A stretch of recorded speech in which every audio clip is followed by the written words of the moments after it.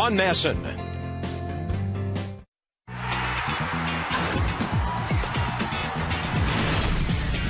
Washington Nationals baseball.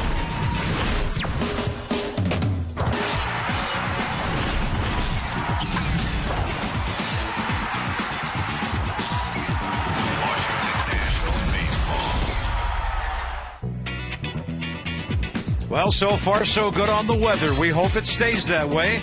Dodgers and Nats, game 2 of the series. And finally, some of the folks who invested their hard-earned money in those Strasburg jerseys last year, they are being rewarded again. Steven is back on the mound, and he'll get started in a moment. Bob and FP, what more can we say about Strasburg that hasn't already been said? So let's talk about the Dodgers trying to hit against him on a cold and wet evening like this. Well, all the talk in baseball is about Steven Strasburg start tonight, and you go in the Dodgers clubhouse before the game. All those guys are talking about it. But what really impressed me is the Nationals players talking about it. They're all excited. So to get to play behind Steven Strasburg, again, I think the guys are looking forward. We're looking forward to it. It's going to be a big night. And it seems like all across the country, a lot of people want to play doctor, saying the Nats should or should not do this.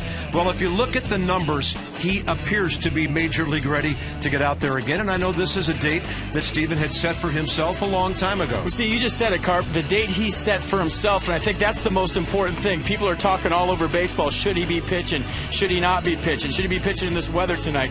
Tonight is for Steven Strasburg. It's nice as fans and us to get a look-see on how he's recovering, but when you're in Florida by yourself night after night after night and you're working hard, you set a date, and as an athlete, you want to set a goal and achieve it, and tonight is for Steven Strasburg to achieve his goal. And evidently a guy from Southern California doesn't need sleeves on this evening either. No, he's ready to rock and roll. We're excited. I mean, what drama. We're waiting to see who's going to come out of the Nationals dugout. Davey Johnson said if the weather was bad, it would be Brad Peacock. If it was good, it would be Steven Strasburg. So all the cameras out there, we're up here looking down, and Strasburg comes out. We're excited to see what he's got. Either way, great talent to choose from, but it looks like Steven on the mound. Hopefully some run support like the Nats got yesterday. The long ball was sizzling out of here. Ian Desmond, second time in the homestand, hits his first 2 career leadoff homers. Michael Morris, he hits his 25th.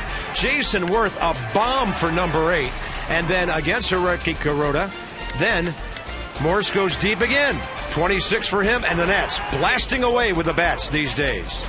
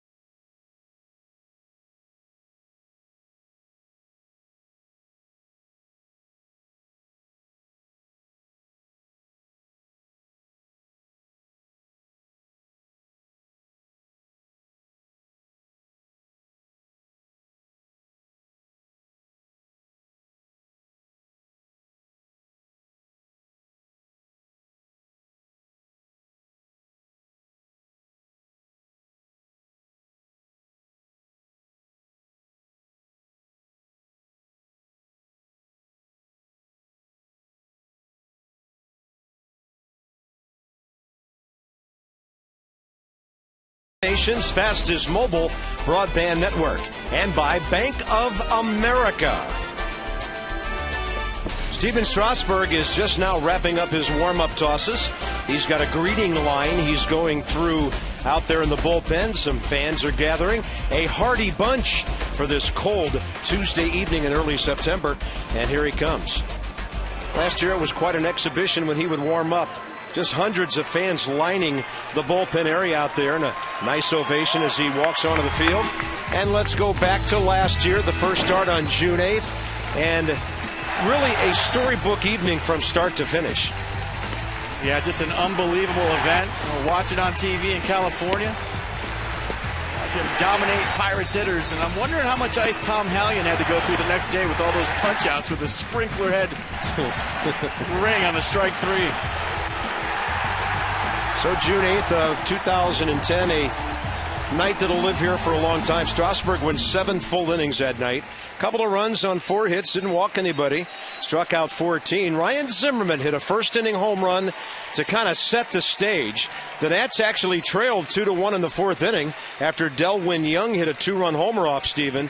But then later in the game, Adam Dunn would homer, Josh Willingham would hit one out, and the big boys, how about that, Zimmerman, Dunn, and Willingham all took it upon themselves to give Steven the run support he needed that night. Let's check in downstairs as this thing gets going with Debbie Taylor. Well, Jordan Zimmerman also recovered from Tommy John surgery, so I asked him, what's your advice for Steven Strasburg? You might not have your best stuff, and this next month here it's going to be an up and down month for you. I mean, you're going to feel good one day, you're going to feel not so good the next day. You just have to, get through it. And like I said, come spring training, you're going to feel really good. Jordan said too, the emotions are going to be a lot of excitement, some nerves. It's like your first big league start. Guys, back to you. One thing I noticed about when he took the field tonight, Steven Strasburg, ear-to-ear grin on his face. Steve McCatty, the kind of guy who can get a young pitcher loose and get him mentally relaxed for such an evening. But you've mentioned this, FP. You talked about Pudge. Even Pudge coming back the other day. Butterflies in the stomach for those first few, as we call them, touches of the game. But I think it's important not to get caught up in this. Isn't like his second big league start in the sense that, he's still trying to get to where he wants to get to. In essence, this is a rehab start for him. Just going to go 60 pitches tonight. Obviously, the butterflies are going to be there. The adrenaline's going to be there. The focus is going to be at an all-time high. But, this is more about how Steven Strasburg comes out tomorrow than what he does on the mound tonight. And, of course, Strasburg and Ramos weren't teammates very long last year, just about 3 weeks before Steven had to go on the DL and then leave the ball club. So they'll be feeling each other out tonight as the battering, and here they come. For Strasburg, it will be his 13th career start. Davey Johnson was throwing terms around like 4 innings and 60 pitches today. And, of course, all of that, knock on wood, is if we play some uninterrupted baseball here in the first few innings. So he got 68 innings. You can see fewer hits than innings pitched. 92-17 the strikeout to walk ratio. And this will be the first time the Dodgers get a look at him, of course. He's coming off of 4 minor league rehab starts across 4 different states, 4 different levels, and Strasburg was very, very impressive. It all totaled to 20 in the 3rd innings, 29 strikeouts versus just 3 walks. He gave up 14 hits and had a 3.54 ERA. Have a 2-seam fastball, which is new, 94-95, trying to pitch us some contact, get some early ground ball outs, be a little bit more efficient. He's got the 4-seam fastball, 97-99, the curve and the change to go with it. We don't have a full house, but they're making it sound like one tonight. Dodgers are 8th in the league in hitting, 11th in runs and in home runs. And Rod Barajas, always a good offensive catcher, and he's hitting over 320 in the last 5 weeks. Overall in the season, 15 homers and 41 RBIs. And, of course, Matt Kemp, we talked a lot about him yesterday. Dominant in the league stat sheet in so many different categories. MVP and Triple Crown candidate. You can never do the lineup without mentioning him. Visit Train.com for an independent Train comfort specialist dealer near you. It's hard to stop a train. 67 degrees as we get ready for this one tonight, and it's quite windy. There is a stiff breeze blowing straight in from the northeast. Four-year veteran James Hoy has the plate. Phil Cuzzy at first. Ironically, Tom Hallion, who called that game last year, is in the ballpark. He's the crew chief at second, and Bill Miller third base. Son of a major leaguer steps in, D. Gordon, and here we go with Stephen Strasburg's return. Gordon goes up hacking, and we're underway with strike one at 7:10 Eastern Time.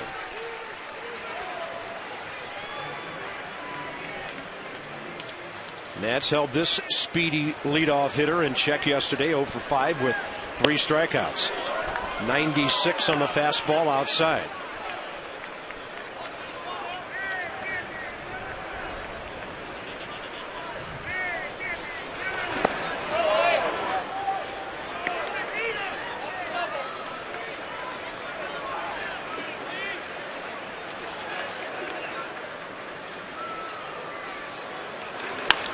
High-riding fastball on the hands, and Gordon, he's going to be thinking about 2 here. The kid can fly.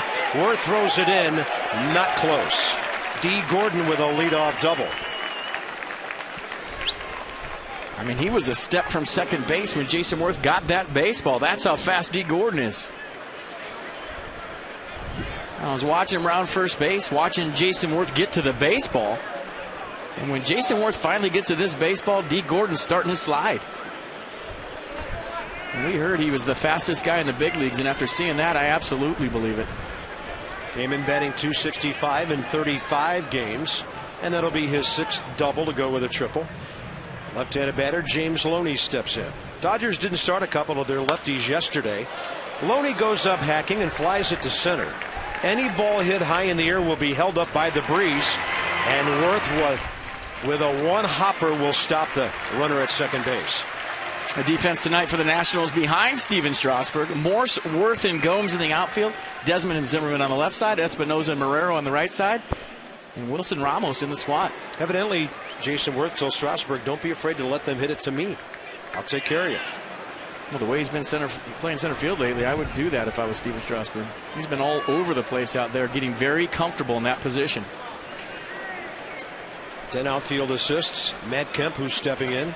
He has 11, second in the league in that department, and hitting .320 with 32 home runs. Dodgers are up there with a game plan, at least first time around, of swinging early, expecting get-ahead fastballs.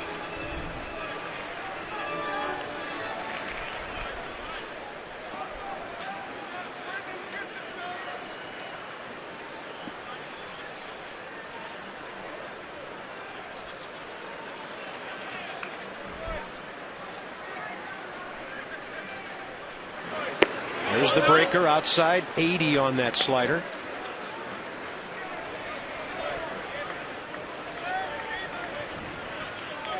You see the hard curve from Strasburg just on the outer half of the plate. And I would imagine when you wait for over a year and rehab as hard as he did to get to this point, the challenge is going to be to focus all that adrenaline to getting that fastball down in the zone. Good breaking ball hit by the mound. Desmond on the charge. Athletic play, close and out. 2 down. And a pretty good curveball again from Strasburg.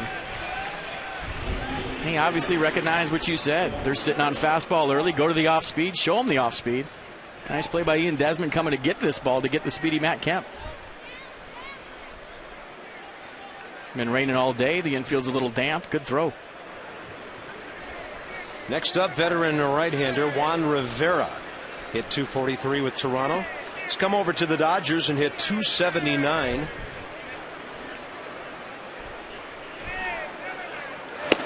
in 43 ball games. Great location on the fastball. Last rehab start, 71 pitches for Stephen Strasburg. He had the nerve to throw 15 balls, so the command hasn't been an issue.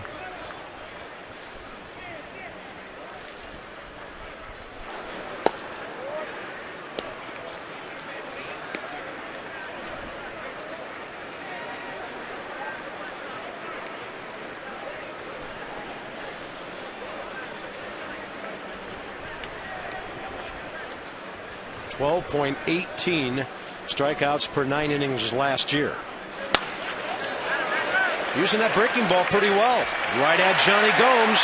It's a scoreless top of the first for Steven after giving up the leadoff double. Nice job.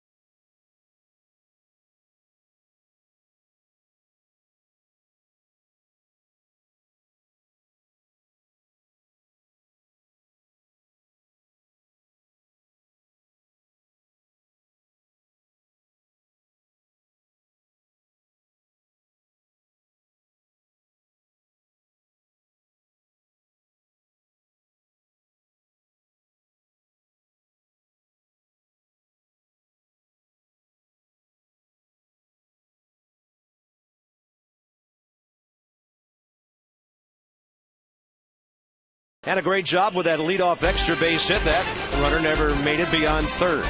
So here's Desmond, Worth, Zimmerman, and then Michael Morse, who's been in the top 10 in slugging percentage in the league for quite a while now.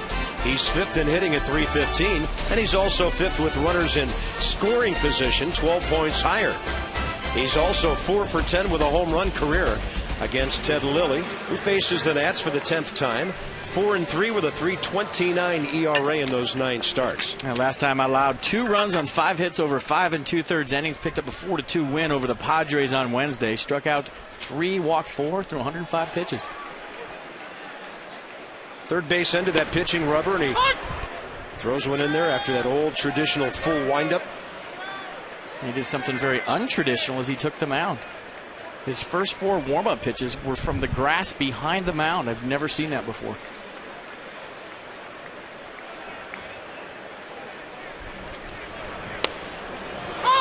So you get 8 pitches, right? You come out, take the ball, and I'm going to throw the first 4 from back here. Kind of getting that uphill feel. That was the 4th one you see right there, and the last 4 from the rubber. Desmond 3 for 5 with an RBI against Lilly. Targets inside, and he'll fight it off.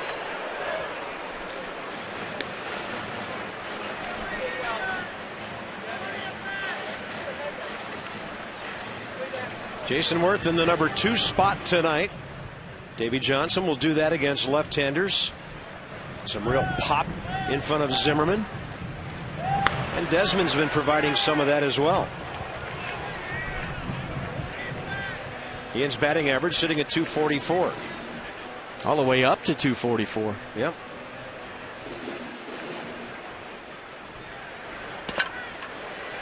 Likes that leadoff spot. Right there with Brandon Phillips for the multi-hit lead. And another 0-2 as he's fought a couple off, and he'll take that one way outside. I sat down to that interview with Ian in Atlanta. I said, hey, 250 be a good goal, huh? He said, 250? I want to get to 270. And he was hitting 230 at the time, so 14 points higher already. That's our confident shortstop. Love it. 270 career batting average into this season after his first full year in 2010. And Lilly will strike out his 126th batter of the year. Let's check out the Dodgers defense tonight behind Ted Lilly. Rivera, Kemp, and ETHIER in the outfield. Gordon Miles on the left side. Sellers and Loney on the right side. And Rod Barajas doing the catching. Dodgers defense 3rd in the league. And Andre ETHIER, like Loney, back in the lineup against right-handed pitching today.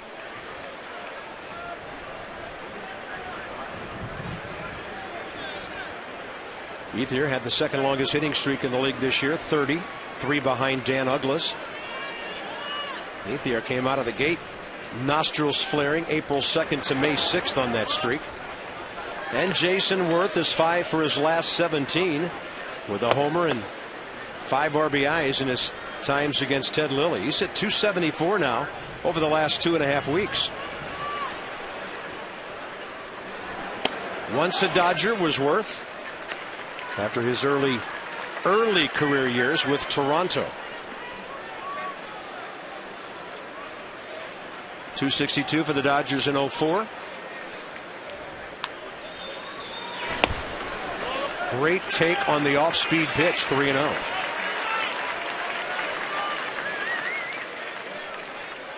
Ryan Zimmerman was playing his first full season in 06. And Jason Worth didn't play at all for the Dodgers because of left wrist surgery in April. Taking all the way on 3-0. I mentioned Ted Lilly's strikeout total, 126. He has walked 40 in 162 innings.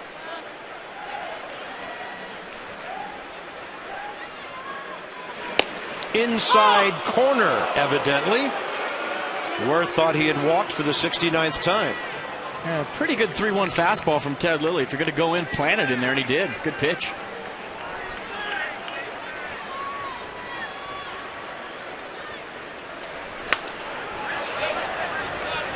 He got all of that home run yesterday, capping off a 4-run first inning. Yeah, slider out over the plate from Hiroki Kuroda.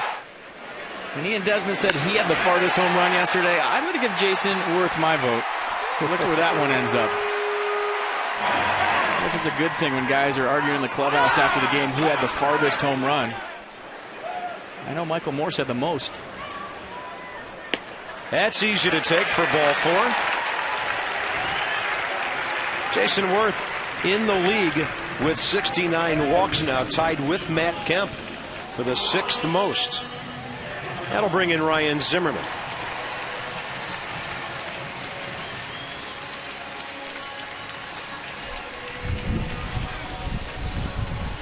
You can probably hear the wind gusting up here at this level through our headsets.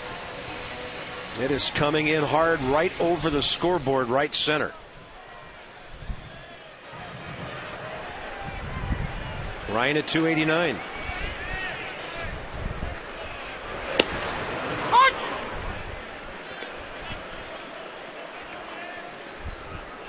So straight in from the northeast comes the stiff breeze tonight.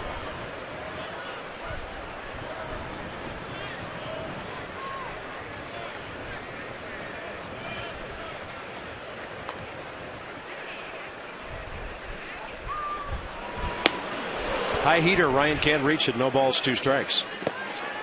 I'll tell you what, partner, I looked at the Doppler today when I woke up and I said there is no way they were playing a baseball game tonight. They had the forecast for 100% chance of rain at 7 o'clock.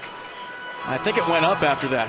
120% chance at 8 o'clock. Yeah. And here we are playing a baseball game. It's awesome. Armageddon at 9. Worth with a good lead, 0-2 to Ryan Zimmerman, who slices it straight back. You talk about that with Steven Strasburg, just the mental side. You work so hard for so long to get back here, all those lonely days in Vieira where you're in the weight room by yourself, trying to get ready, setting a goal for yourself. And like we talked about in the Open, you know, a lot of people saying whether he should or shouldn't pitch. And I think tonight is for that guy right there, Steven Strasburg. You set a goal for yourself as an athlete, and you work hard to accomplish that goal. And he did it. He's here. Done deal, and he's on the mound, and you think that the Nationals wouldn't put him in a situation to where they thought they were taking any chances with a guy like that. And it's funny how people outside the organization, people that haven't followed it, have an opinion on it that don't know anything about it. There's people that have followed him every step of the way, every part of his rehab, and know that he's fine to pitch tonight.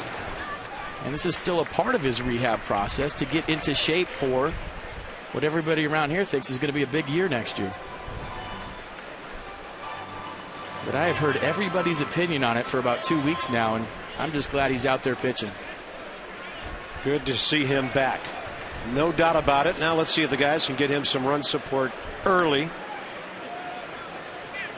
Ryan Zimmerman, by the way, is playing in his 82nd game of the year. Left side, deep short, diving stop. D. Gordon, his plays to first. Ryan Zimmerman beats it out. And the Nats have 2 on with 1 down. They took a funny last step to beat it out, too. That's good to see the smile because you're trying to beat out a ball. Nice play by D. Gordon going in the hole right here. Like I said, a wet ball, tough to throw hard. He gets up quick. Pretty strong arm. Uses the wet turf, actually. As we've seen all year long, Ryan Zimmerman with the hustle down to first gets himself a little infield knock. Nats in business. See the change-up grip right there, out in front, and the hustle down the line. And careful with that big jump toward the base. Yeah. And a big man stepping in now, Michael Morse. We mentioned his numbers with runners in scoring position. It's worth another mention at 327. 82 RBIs on the year. Michael has one more big RBI game here in the next game or two. He'll finally bust into the top 10 of the league in that category. 2 good hitters, Albert Pujols and Ramos Ramirez, sitting 3 RBIs ahead of Morse.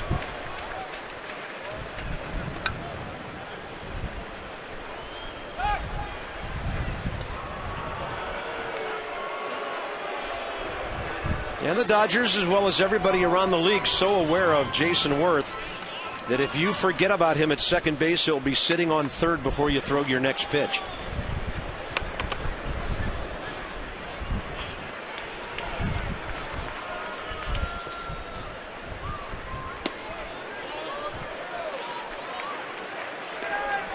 Now the count's even 1-1.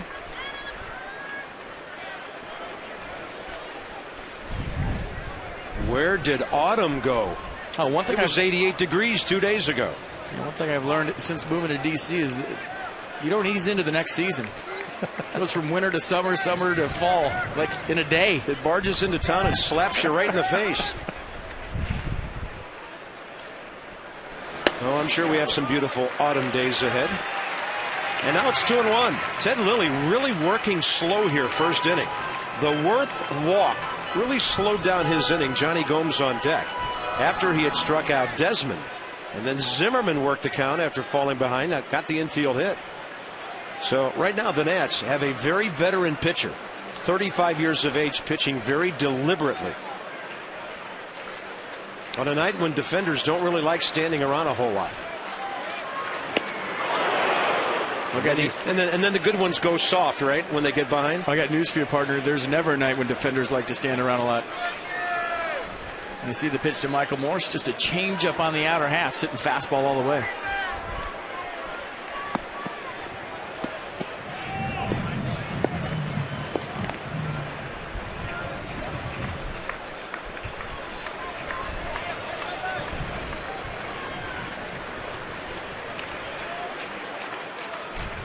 Long look for Lilly to Barajas, and Michael Morse getting time.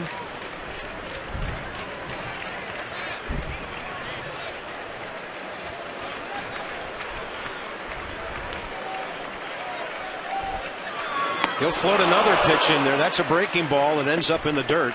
And Michael's gone for the second out with Johnny Gomes coming up. Let's check out the pitch sequence to Michael Morse from Ted Lilly. Go first pitch fastball down the zone, then he goes the big looping curveball, 73 miles an hour, little cutter on the inner half. He goes 2-1 changeup away, and the big curveball with 2 strikes down the dirt.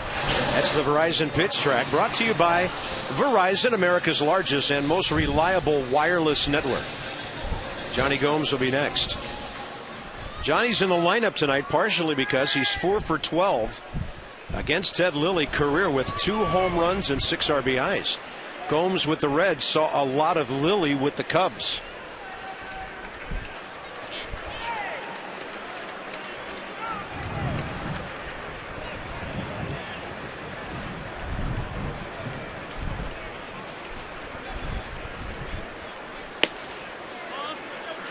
And Ted Lilly's MO, he'll make you aware of the fastball in the inner half, try to establish that, and set up his off-speed away. And it's hard enough that you have to respect it as a hitter. You throw that cut fastball in the inner half, you feel like you got to rush to get to it, and it opens up the changeup and the curveball. even the fastball away. Takes the front door change up, and it's 2-0. Danny Espinosa, 6th spot tonight. Then Marrero and Ramos. Nats loading up on right-handed ABs tonight.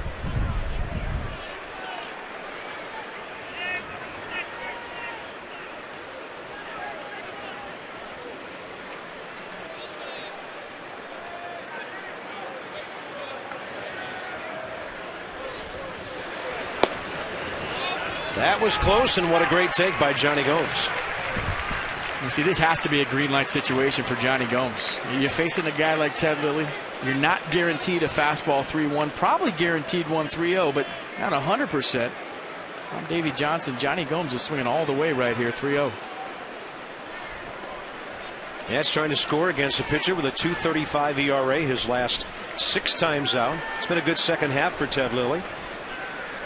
9-13 on the year, and the 3-0 is taken right down the middle.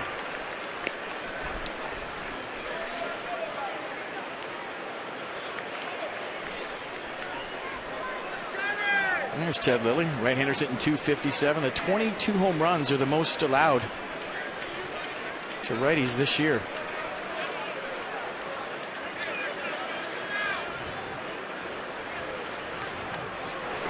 Johnny Gomes will take one low, and the bases are loaded. So 2 walks around an infield hit, and a very long bottom of the first for the Dodger left-hander.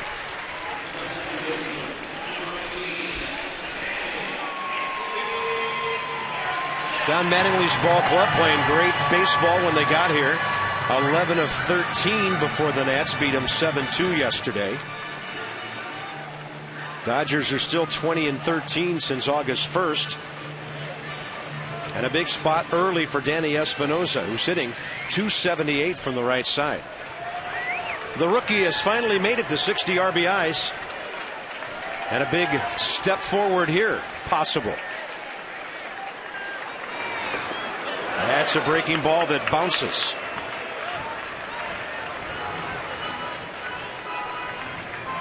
And this is where Danny Espinosa will be looking for one pitch in one spot on a tee. And be very aggressive when he sees it.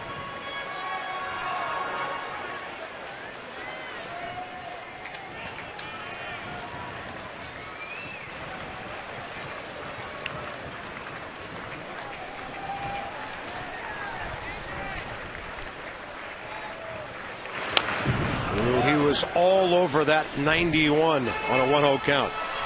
Jason Worth with a really good at bat, walked with 1 out.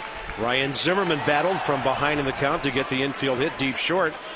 After Michael Moore struck out, Johnny Gomes had some good takes, and he walked to load him up.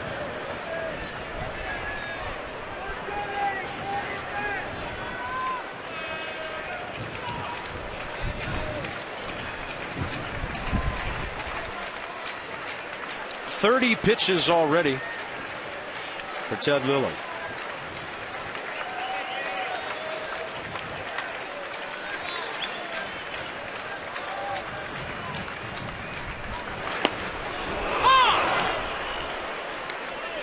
Look close enough to be a strike call.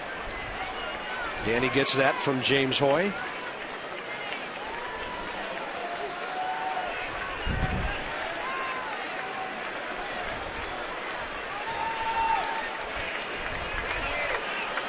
Middle infielders not anywhere near Ryan Zimmerman. He can get a big break here with 2 outs. Outfield playing straight away, deep in left. And Espinosa looks at a breaking ball that drops in and gets him looking. So in the inning, 3 strikeouts, 2 walks and a base hit. Scoreless after a long one.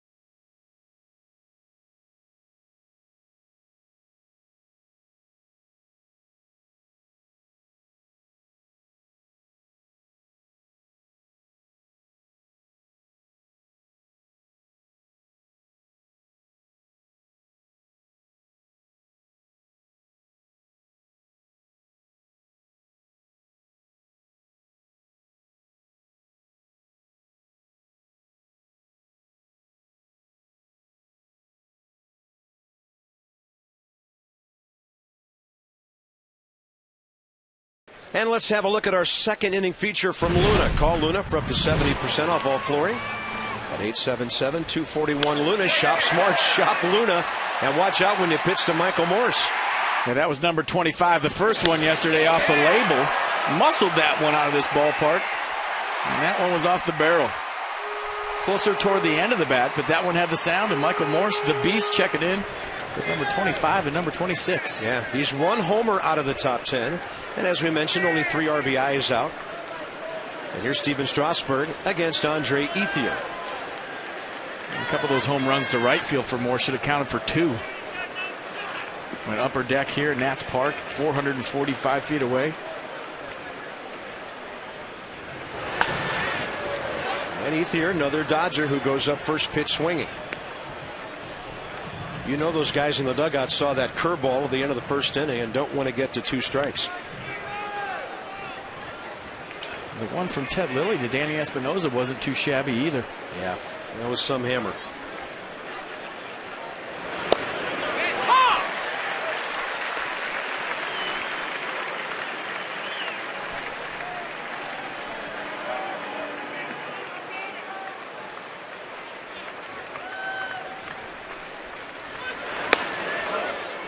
And he'll stand him up with 97 up and in.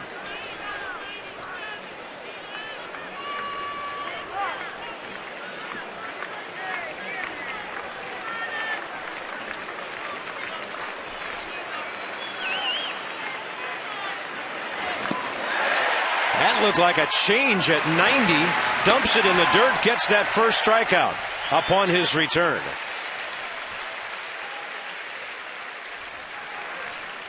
I know you can't see it right now, but there's a huge smile on my face because that changeup at 90 miles an hour was as dirty as I've ever seen.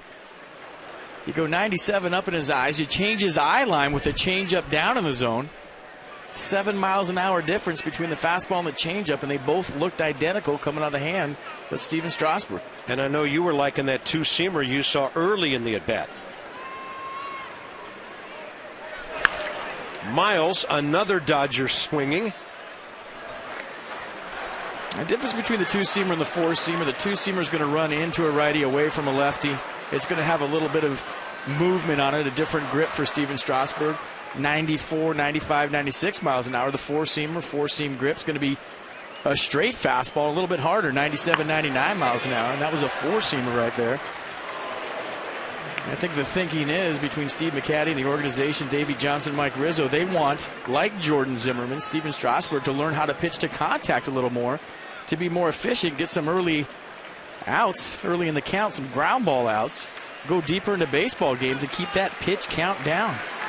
And the 0-2 is by Miles, seemingly before he even saw it. Very late reaction and 2 Ks in a row. Well, that's the 4-seamer right there, and that was just good old-fashioned country hardball.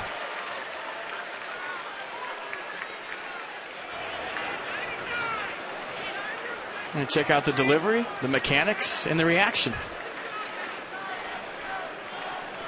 Bases empty, 2 outs. Rod Barajas is next.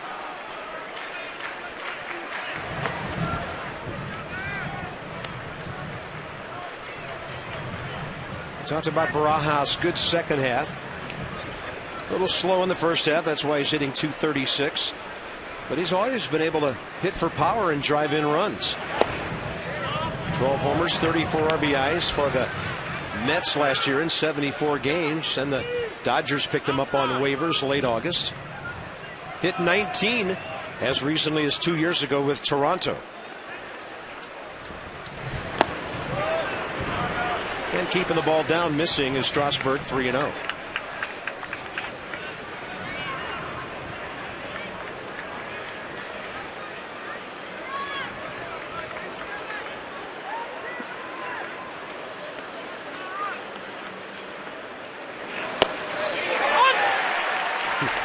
.97 when you're just trying to get one over.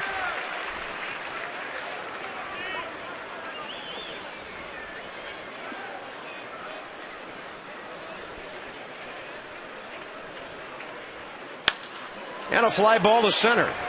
It'll back up Worth just a bit. Great second inning for Steven Strasburg. 1 hit through 2 on a couple of strikeouts.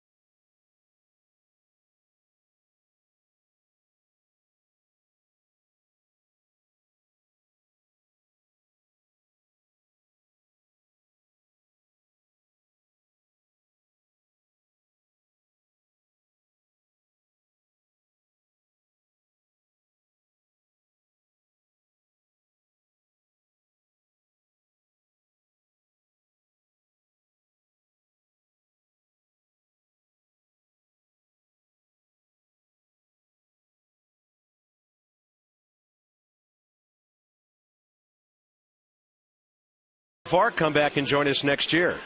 If you buy 2 season tickets right now, you get 2 free on our buy 2 get 2 special season ticket offer. Place a deposit now on season tickets and you get the rest of this schedule free here in 2011. Go to nationals.com/2012 2012 for all your information.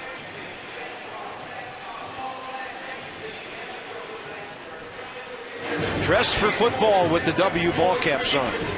It's the 6th of September. The Nats and the Dodgers are even up in the season series so far, 2-2 with 3 more to go in this series. Rookie Chris Marrero leads off, 9 for 32, his first 9 big league games. And showing the ability to take the ball the other way when they pitch him that way.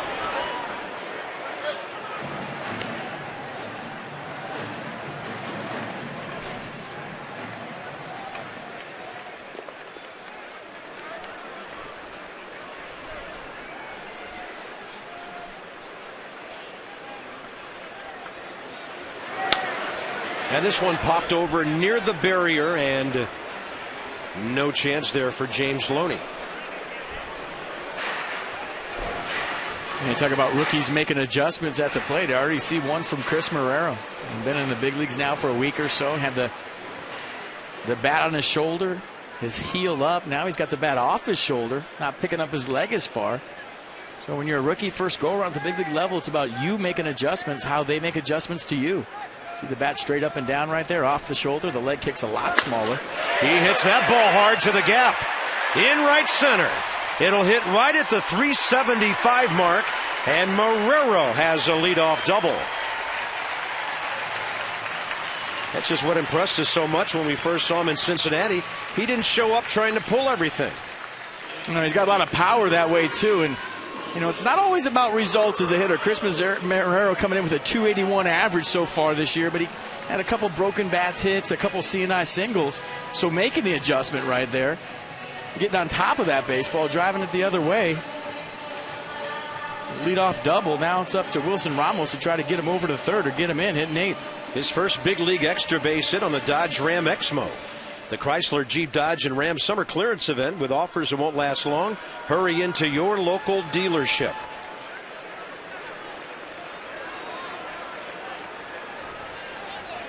Wilson Ramos right now on one of his better streaks of the year.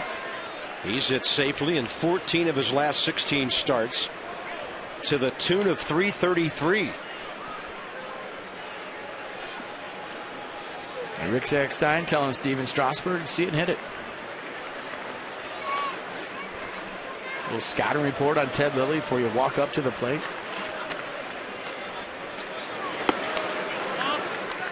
Now, I was watching batting practice the other day, and there is no doubt about it. Steven Strasburg can hit. Hit a couple of opposite field home runs.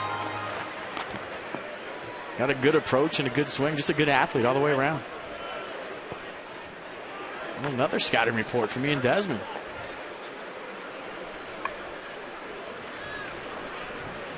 Ramos looking for RBI number 43.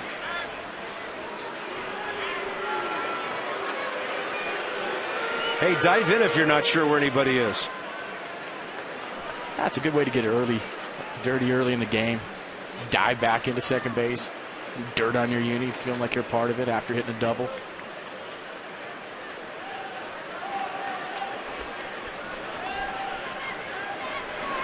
Ramos in the air, right center. This ball heading for the scoreboard, and it is off the glove of Andre ETHIER. Marrero scores. Ramos another double, and the Nats lead 1-0.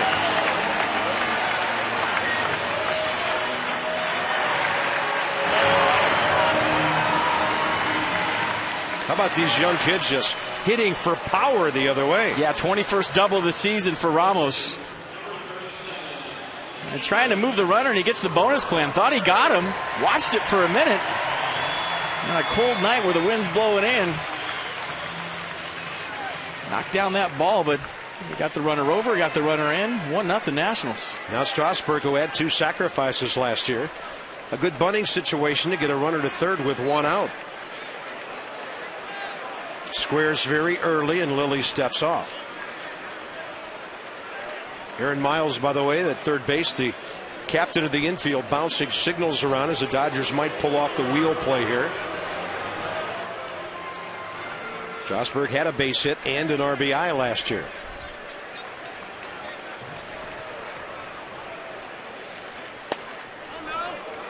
Got a good take as he pulled it back on a fastball inside.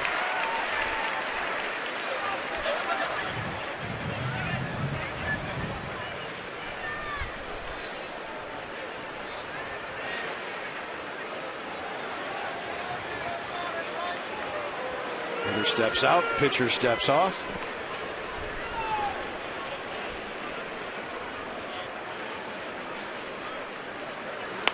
Oh, that's perfect. Third base side. No play for Lilly except first. He throws it away. Ramos scores. Strasburg stops at second base, and it's 2-0.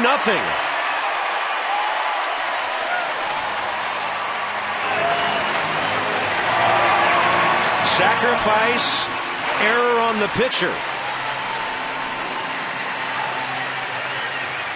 I'll tell you what, just the stance alone, you can tell he knows what he's doing with the bat in his hand, bunting it. Great job of getting the bat on the ball, out in front, knees bent. I mean, that's perfect form. We talk about Livan Hernandez all the time and what a great bunter he is. You couldn't do it any better than Steven Strasburg. And Ted Lilly throws a changeup to first base, allows Ramos to score. 2-0 Nats. Strasburg helping himself out at the plate. Big inning brewing here. Nobody out. 2 runs in. And Ian Desmond, the hitter.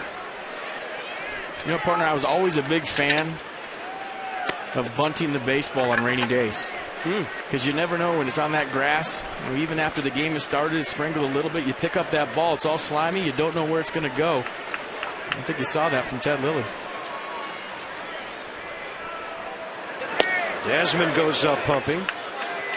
Nobody looking to move a runner ahead here. They're all going to try to drive Strasburg in, get him in the dugout. They've got 3 shots with Desmond, Worth, and Zimmerman.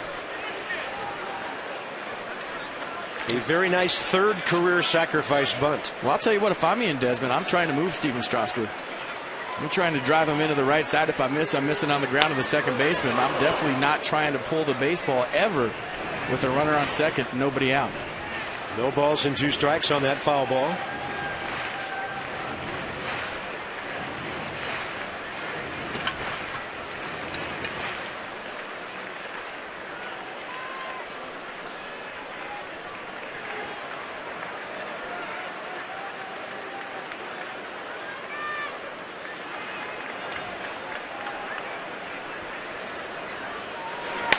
Oh, that's perfect. Strasburg will stop at third, and Desmond gets the base hit opposite field. You play the game the right way, good things happen. Yeah, he took a couple of shots, didn't he? Then he shortened up. Ian Desmond looking like a leadoff hitter more and more every day. Yeah, first 2 swings were for Ian Desmond, and the third one was for the ball club. Take a little out of his swing right there, staying inside the baseball.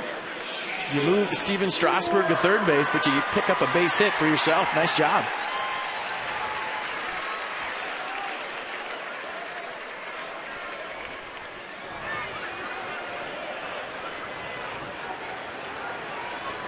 Worth with a walk first time that started Ted Lilly on his way to a very long 32-pitch first inning. He's now thrown 11 more in the second without getting an out.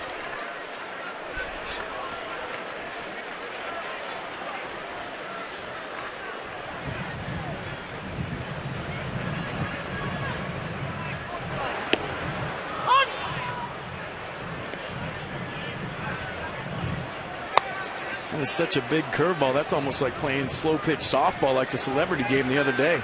And that ball's coming straight down. I did notice you got rung up on one beyond your back shoulder on the first pitch. Yeah, what new? Some things don't change. Well, you recovered nicely with a base hit, but I'm like, how tall is FP when I saw that pitch? That was a Dave Kingman strike. Strasburg 2 innings on 23. Lilly really just 1 inning. Nobody out here. Worth takes his shot on a big swing. 0-2.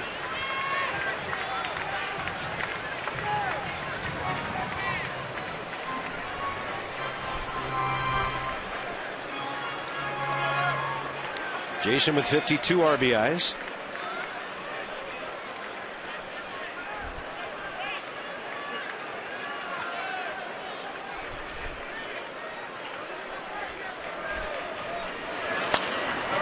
You saw that breaking ball, just tried to serve it down the right side. Hollywood Casino, Charlestown Races, huge TVs, cold beer, all-star eats. Great giveaways, the all-new Skybox Sports Bar, your game day headquarters. Most homers since the 27th of August, so the Nats over the last week and a half pounding the ball with the Angels. And even more than those other power-laden clubs. 4 yesterday. Jason Worth's going to battle and keep this AB alive.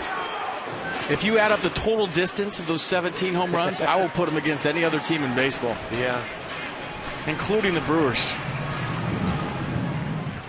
Yeah, I hear TaylorMade has shown an interest in the recent surge here. Now, Michael Morse wanted to throw that first one back yesterday. He didn't even want to take it. Into the little gangway where the pitchers come out of the bullpen? Yeah. He's like, come on. Yeah, funny thing was that counted for 2. The bomb counted for 1 later. Strasburg at third. Desmond at first. Nobody out. There goes the runner at first. Real slow pitch. No double play. Strasburg scores. And Jason Worth gets RBI number 53. Ian Desmond picking the right time to be on the move. I thought D. Gordon might take a long look at home, but he went right to first base. Yeah, how about the read by Stephen Strasburg at third base? And Bo Porter on top of it, tell him to go right here. D. Gordon charges it, takes a look, but it was too late because of the break and the read of that guy right there. So not only does he pitch, not only does he bunt, he runs the bases well too. Great jump by Ian Desmond. That bag was absolutely ripped, but you look at the jump by Strasburg at third, no shot. And helping himself out all over the place. 3 runs in and another runner to scoring position, with only 1 out for Ryan Zimmerman, who singled into the shortstop hole first time. A great job by Jason Worth putting the ball in play with 2 strikes. Well, Roger Maris used to say you can have a 90 RBI season if you get about half of them on ground balls to middle infielders just by doing your job in situations like that. And that was a guy who hit a lot of home runs. Well, I think it's been well chronicled how I feel about 2-strike approaches. Put the ball in play, good things happen. It's that simple.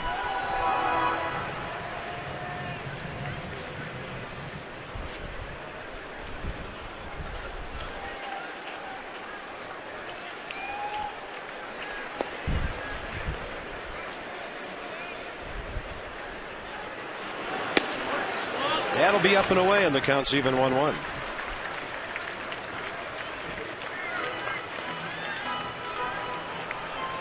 Well, Michael Morse should bat in this inning.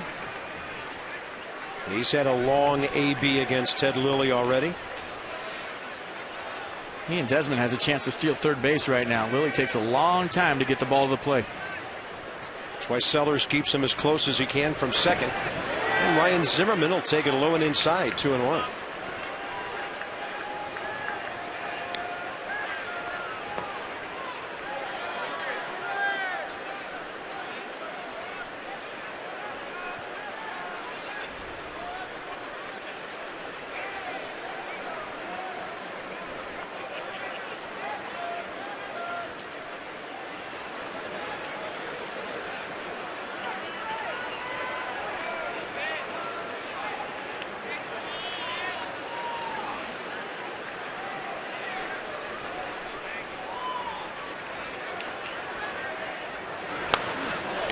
They are taking some cuts.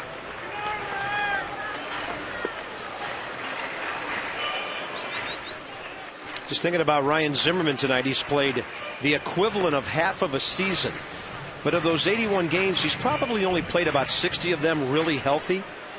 So you double his totals and then add some, he'd have 20 plus home runs, 80 plus RBIs easily. He's been very, very productive this year when he's been 100% healthy. There goes Desmond. He's got third base stolen. Could have done it standing up. Zimmerman strikes out for the second out, and Ian Desmond swipes his 22nd base. For Ted Lilly, strikeout number 4. And he had second base completely stolen on the Jason Worth ground ball. And how about third? Watch the jump right here by Ian Desmond. No contest. He's at third base before the ball even gets there.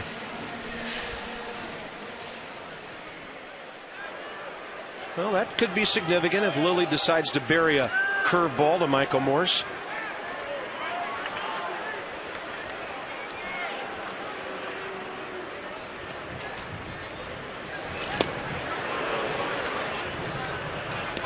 Michael career now 4 for 11 against Ted Lilly. Homer, 2 RBIs.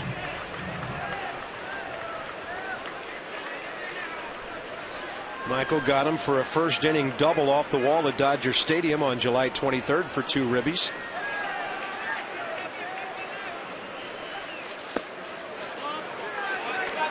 I saw all of his cleats in his locker today. The pair he's got on right now say "I'm on the left heel, Beast on the right heel." He's got a pair that say "Threefer" on the left heel and 4 on the right heel. And he's got another pair that say "Beast" on the left shoe and "Mode" on the right shoe. So he's got it all covered.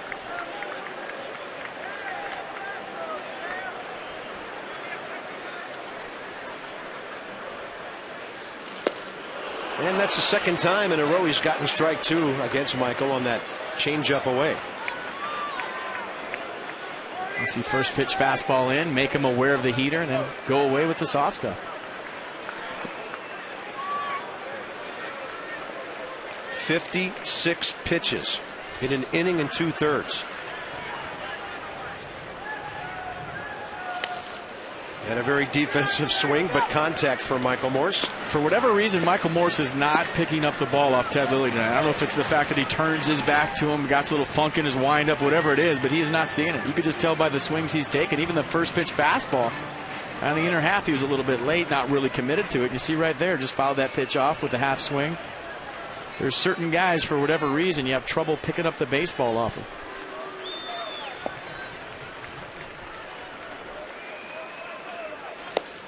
And he can't reach that one. Lilly, 5 strikeouts out of 6 batters retired, but the Nats get him for 3 runs in the second.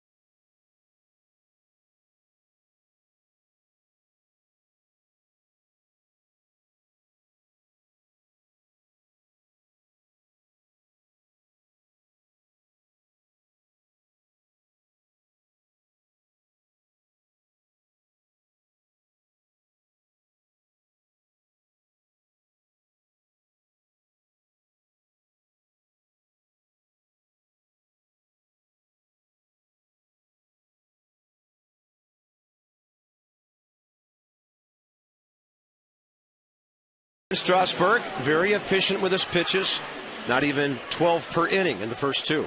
I keep telling myself it's all about tomorrow. It's all about how he comes out of this. But watch him right now and watch the stuff he has. Been fantastic so far. Yeah, and the command's been there, fastball, curveball combination, and even the one changeup.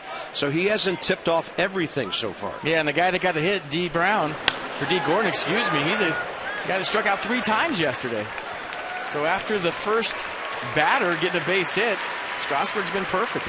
And then a one pitch out to Justin Sellers, the second baseman. And the top of the third is underway in quick fashion with the pitcher coming up.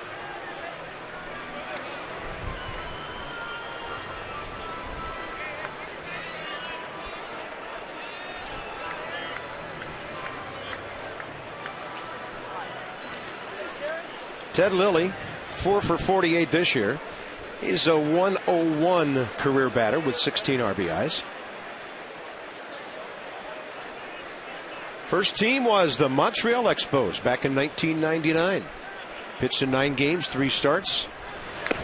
Got his first big league win the following year. Actually, it took him 2 years after that with the Yankees when he went 5-6 and 0-1. Stops in Oakland, Toronto, the Cubs since then. That's a 2-seamer right there, 96 on the black.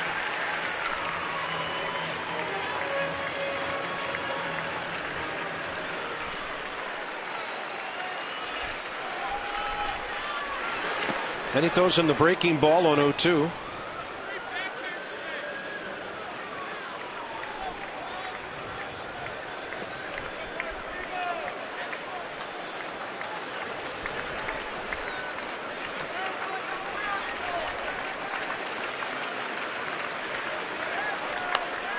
And Ted Lilly takes a pretty good rip.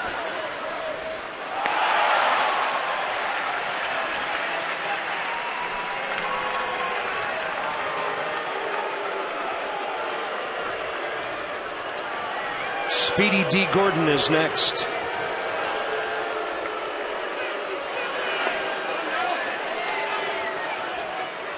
Pretty good take on the breaking ball, and the count's even 2-2.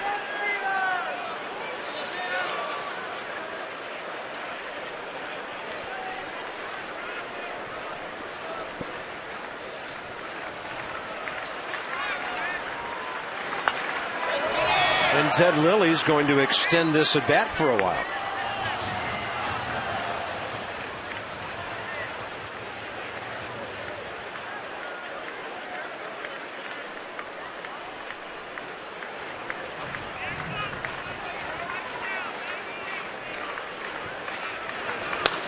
And that'll be slapped up the middle with Danny Espinosa getting behind it. 2 outs in the third, and AT&T Trivia with factoids coming your way. 12.18 strikeouts per 9 innings last season. And that's the 4th best in Major League Baseball since 2000 of pitchers that have made a minimum of 10 starts in a season. I think you'll be impressed with some of the company Stephen Strasburg was hanging out with that last year. We'll get that to you shortly. Top of the order, here's Gordon, who dumped that leadoff double into left center. And since then, Strasburg has retired 8 in a row.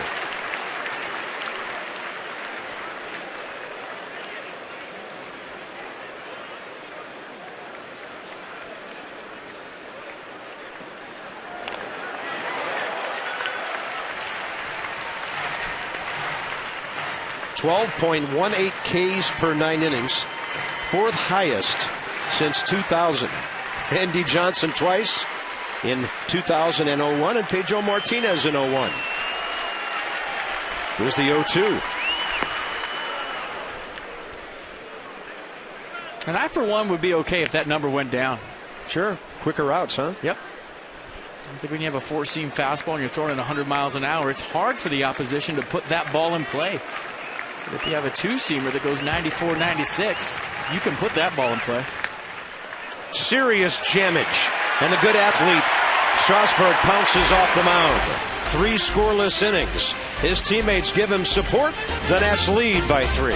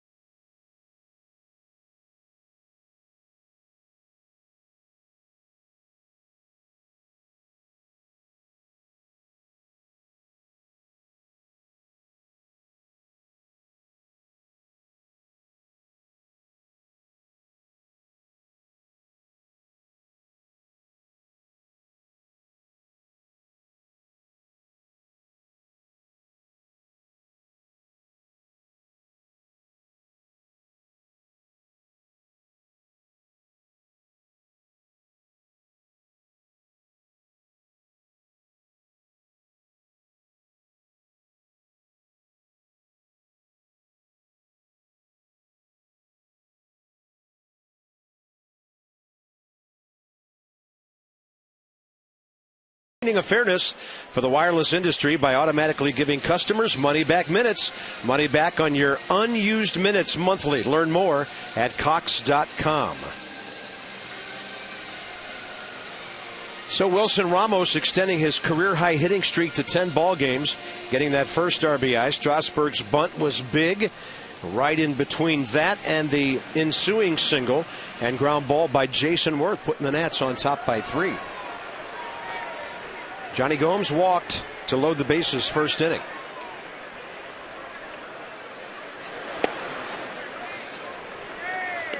We talked about it yesterday. Wilson Ramos' mother and sister in town. First time they've seen him play in the States. I think we seriously have to think about getting them an apartment here in D.C.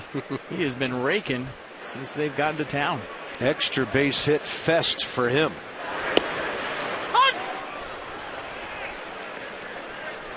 Yeah, Ramos with those recent doubles, I think I remember at least 4 of them on this homestand. He's up to 21 on the year. And Jesus Flores has a couple too. The catchers have been double machines.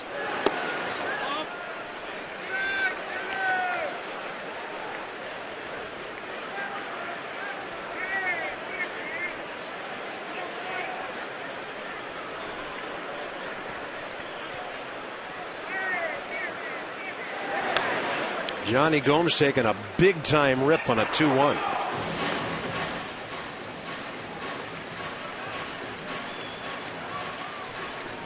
Ted Lilly's given up a lot of home runs to right-handers this year. 22, as FP mentioned, of the 28 total.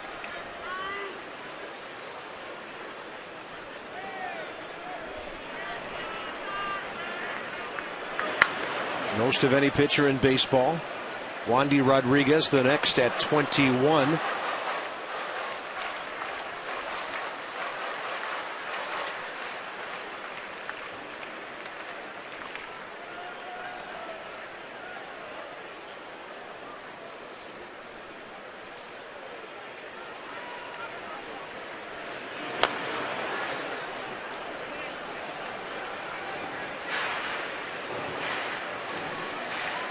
Danny Espinosa wants to get another shot. And then there's Chris Marrero, who got the rally started with an opposite field double in the top of this or bottom of the second.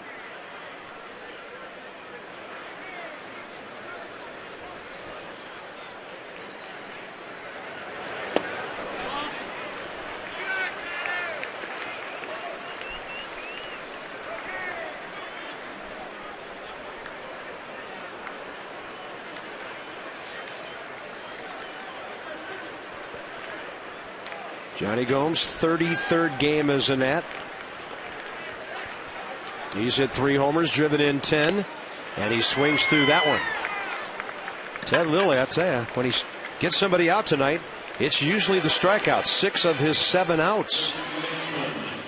Danny Espinosa coming in. Saturday night will be his bobblehead night at 7:05 with the Astros here. It'll be presented by PNC Bank to the first 15,000 fans. Stop by nationals.com/tickets. Check it out. Come and join us Saturday night. Tonight plus 2 more with the Dodgers, then the Astros in for the weekend before the Nationals head up to New York. And 4 with the Mets next week.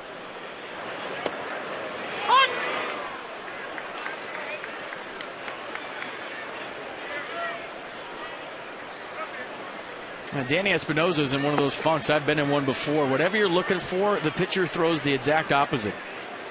And watching his at-bats yesterday, watching his at-bats so far today, just not thinking along the same lines as Ted Lilly. Got a good fastball right there, but you get into those spells as a hitter when you're supposed to look fastball, adjust, but every once in a while you get off of that, you start sitting on things, and it's never what you're looking for.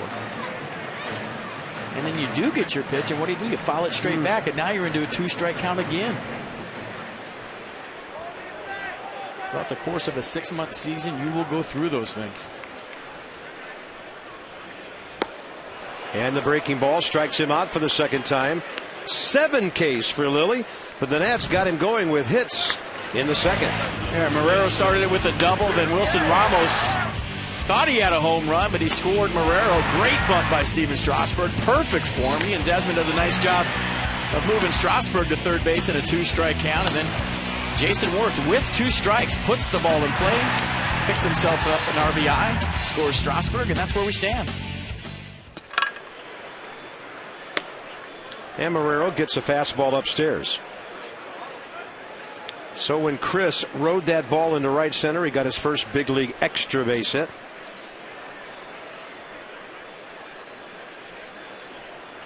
Hitting .303 now. So interesting to see all the new faces in the clubhouse today. Clubhouse is full. It is. It's packed.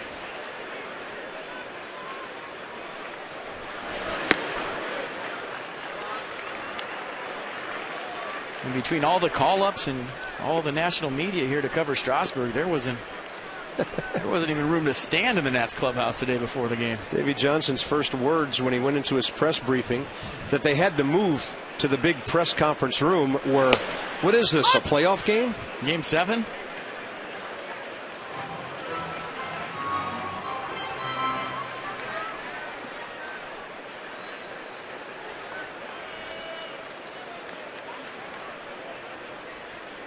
And a 3-1 pitch now. And Marrero thinking Oppo again, and he fouls it out of play.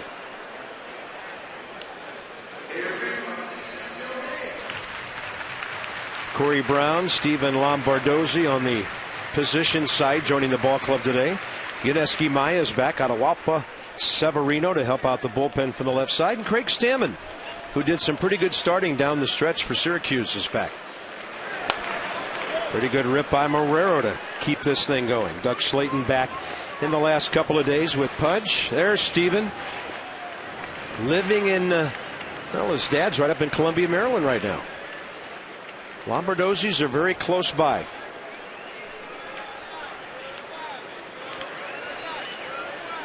think I'd be hanging out next to Alex Cora too. 3-2 pitch.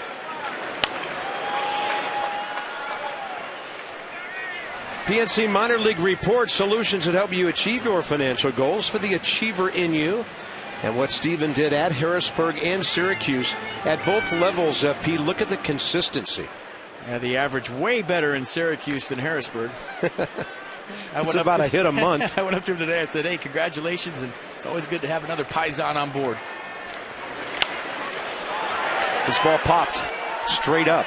Back near the screen and getting rid of the mask is Rod Barajas. So the Nats are gone in order in the third. Strasburg back to the mound in a moment.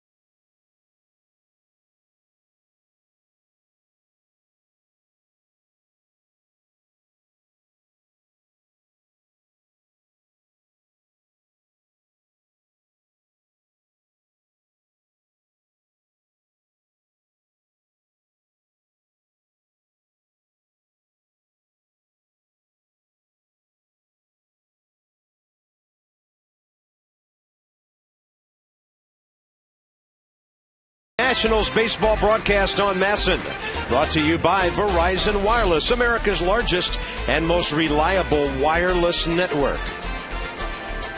Strasburg jerseys, a hot item, well, really ever since spring training of 2010. And probably a last month or two of the 09 season after Steven was drafted and then eventually signed. And here he is 9 in a row. He's faced 10 batters tonight and thrown first pitch strikes to 9 of them. So the leadoff double by D. Gordon in the first didn't rattle him at all. He'll face 2, 3, and 4 here. Good hitters, Loney, Kemp, and Rivera for the Dodgers' top 4, leading 3-0. He's at 35 pitches, 24 strikes. I say this all the time, but somewhere in the first inning, when he got out of that jam, it just became another baseball game.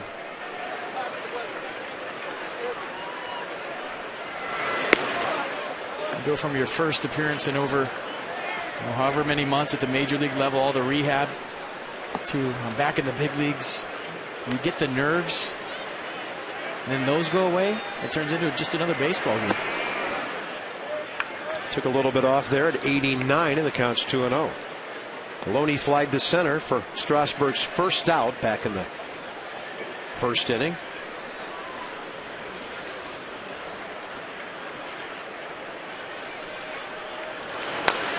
And he'll pull that one and foul over to Marrero. 2 balls, 1 strike.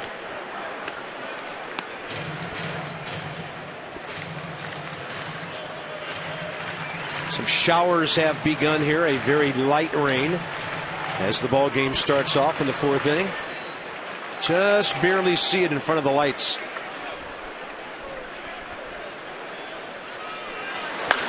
That ball well hit to right.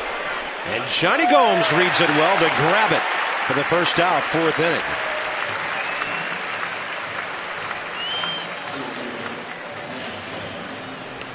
That'll bring in Matt Kemp.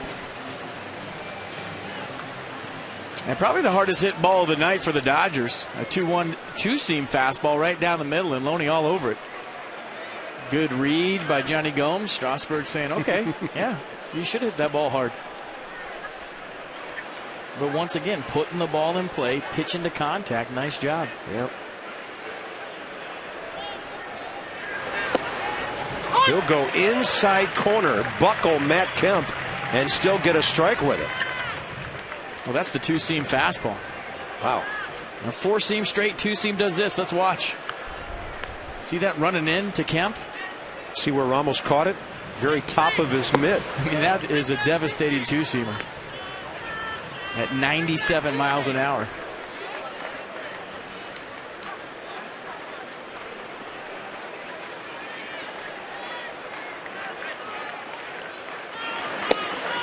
That's on the other corner, strike 2.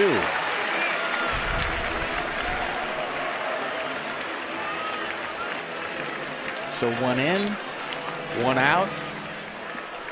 You climb the ladder here or go back in or go to the curveball.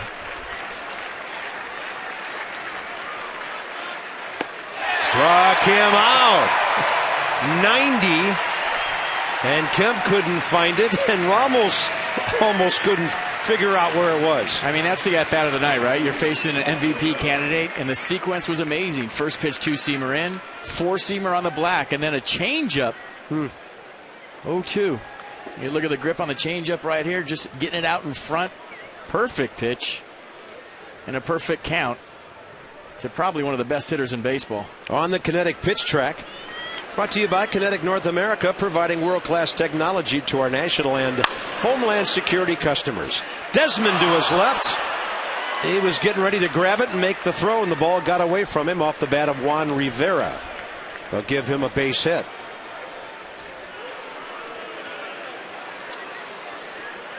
And this has been the game plan for the Dodgers all night long. Swing at the first pitch. Rivera does a nice job of hitting it up the middle.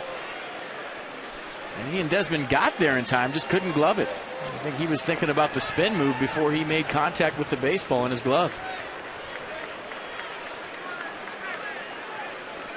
Here's Andre Ethier, struck out swinging first time.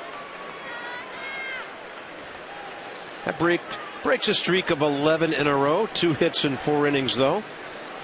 And the pitch count very, very reasonable. That's up and away to Ethier.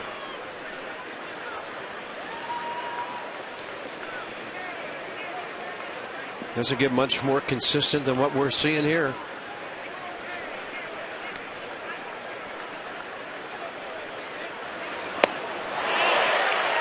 Is that a changeup upstairs? Yep. You get to a 1-0 count. Andre Ethier sitting dead red, going to be all over your heater. What do? Pull the string. Good pitch.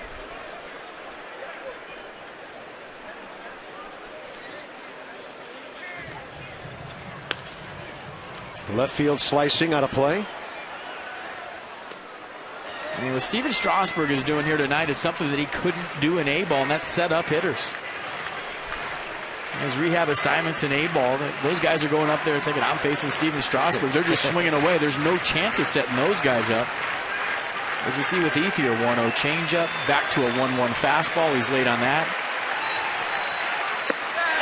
Swing and a miss. Strikeout number 4. And 4 innings in the scorebook. 3-0. Nats lead. Strasburg as good as hoped for so far.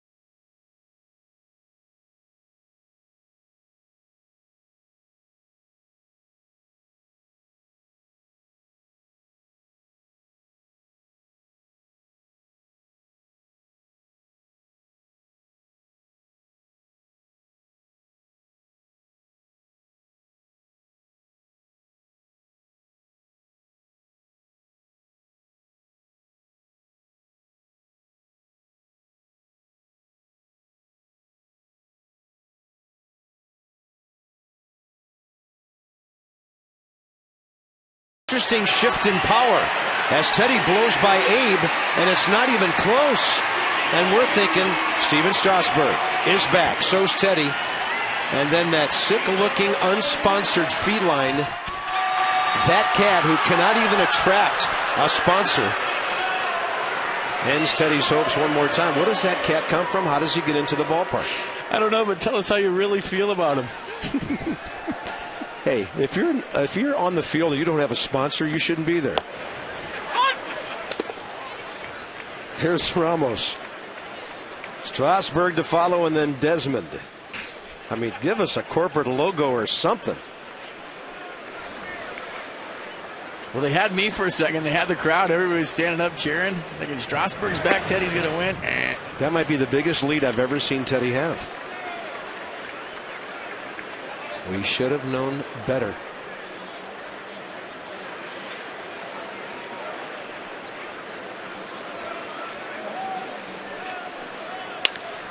Ramos reaching out to hook one foul. Nets have out hit the Dodgers 4-2, bottom of the 4th. It's 3-0 Washington. And if you weren't with us during our pregame segment, we mentioned that Davey Johnson was tossing thoughts around tonight about, well, maybe 4 innings. Then he said 60 pitches. You know, Steven had been up to 70 or so, or more during some of his rehabs, but he was thinking fewer pitches than that, maybe 60. Well, through 4 innings, Steven Strasburg has thrown 48 pitches. So Davey might have been hoping 60 pitches for 4 innings. And as you say, he might get the bonus plan. Well, there were so many theories and game plans tonight. I walked out of the clubhouse and my head was spinning. If it was raining, it was going to be so-and-so. If it's not raining, it's so-and-so. If it's this.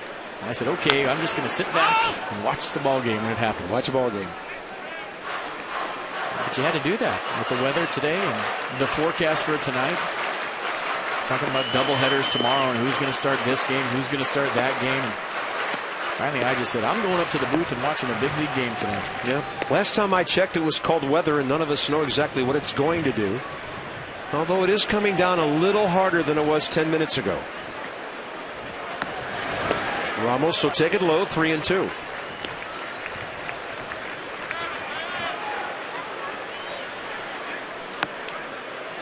And I'll tell you one thing about Davy Johnson. We found this out in Tom Malone's start the other night.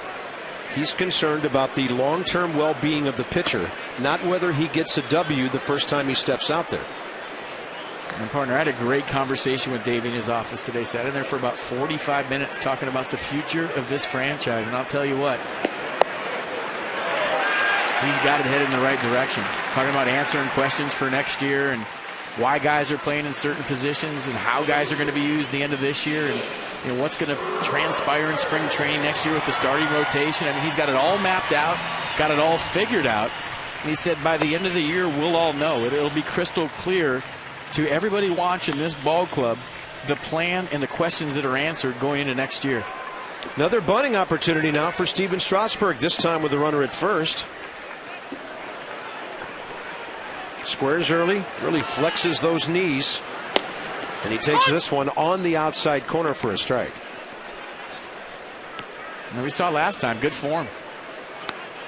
This is a big man. He's listed at 6'4", 220.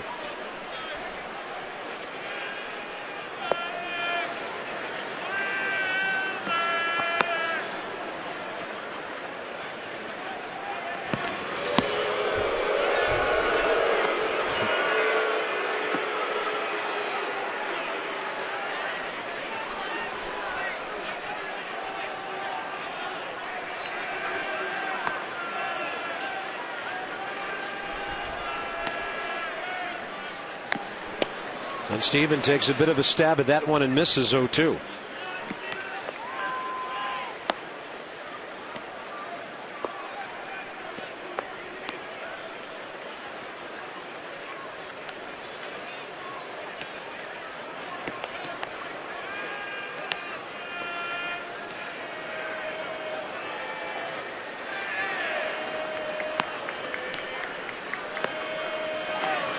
He lays off the breaking ball. Good ID right there. And the toughest pitch for me to bunt, especially with 2 strikes, and I did a lot with 2 strikes, is a fastball up. Because you have 2 strikes. You can't take a pitch at the top of the strike zone. It's tough to bunt a high fastball to get on top of it and get it on the ground so the runner can read the down angle. I'm surprised Ted Lilly chose a curveball right there. I'd throw a fastball about letter high right here to Strasburg. And Steven will miss on that one for the first out. Strikeout number 8 for Ted Lilly. Renew by Thursday, September 15th if you're a current season ticket holder. And renew for next year, you'll receive a 5% discount. Benefits include red carpet rewards, the Grand Slam easy payment plan, and the Curly W renewal gift. Nationals.com/renew. So you can keep what you've got, maybe get even more for next year. Check it out. Crowd braving some tough weather here tonight. On a cool evening, 67 degrees at game time. Desmond goes up waving at one.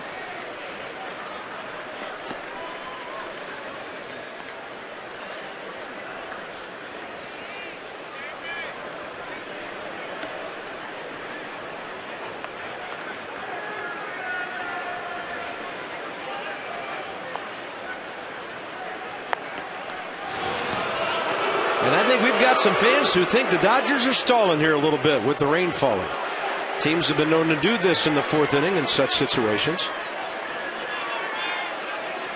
I think that was just a heat check to see if Davy Johnson's thinking about going hit and run with Ian Desmond. And Desmond now behind 0-2.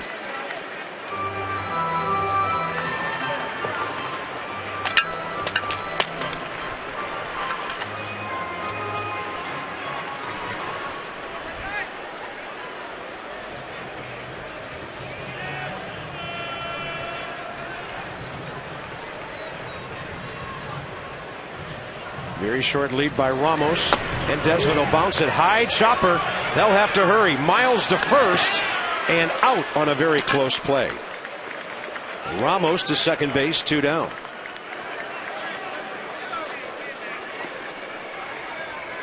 It'll bring in Jason Worth, who has 1 RBI tonight. Well, there's a second where I thought Aaron Miles was going to lose that ball in the lights. He kind of hesitated a little bit. The ball kind of dropped right into his glove. You see him field it at the last second, get rid of it quick to get the speedy Ian Desmond. Right, that was close. I've had that happen. Playing third base, chopper off the plate, you lose the ball right in the light bank. Ball goes rolling right over past you into the outfield. The crowd's laughing at you.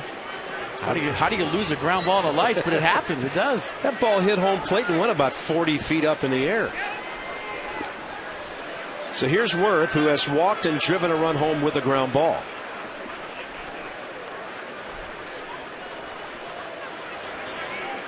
Ted Lilly is at 91 pitches here in the 4th inning. And that's just about wore out Hiroki Kuroda yesterday, who threw 114 pitches in 6 innings. Ted Lilly, 122 career wins. He's making his 314th start and his 10th career against Washington. Ooh, that just missed Ryan Zimmerman in the on-deck circle.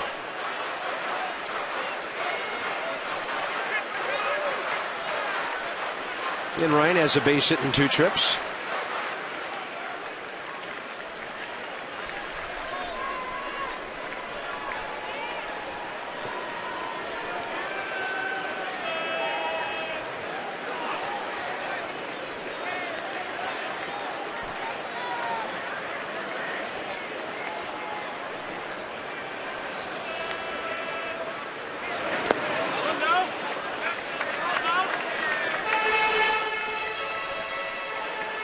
Trying to bait him with that 0-2 breaking ball in the dirt.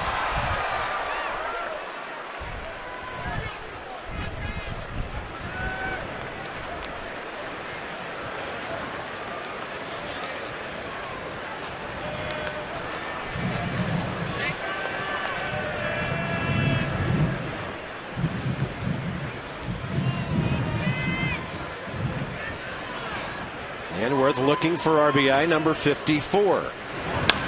In the air to right, and coming in is Andre Ethier. So 4 innings in the book now. Strasburg comes out to face 6, 7, and 8. 3-0 Nats.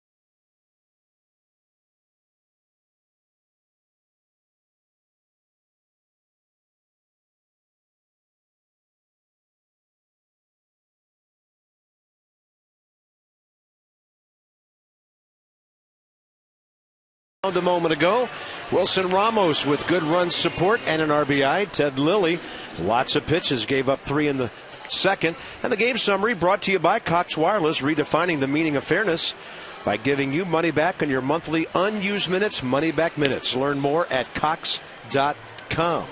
We're going to show you all the contact the Dodgers are making tonight, but you know what? Strikeouts are cool. And Steven Strasburg is the master of the strikeout. The first one to Andre Ethier had a nasty 90-mile-an-hour changeup in the dirt. Then Aaron Miles, 99 on his hands, couldn't get to that. You see the changeup to Matt Kemp, probably one of the best pitches of the night. And Andre Ethier, just a challenge fastball, 94 miles an hour, let her high. So those are the 4 strikeouts tonight for the big right-hander. All that matters are outs. And it'll be Miles, Barajas, and Sellers. Now, these are some of the names we were talking about last year. The great late J.R. Richard of the Astros. Strasburg right up there among the best ever with those 14 strikeouts and no walks during his big league debut.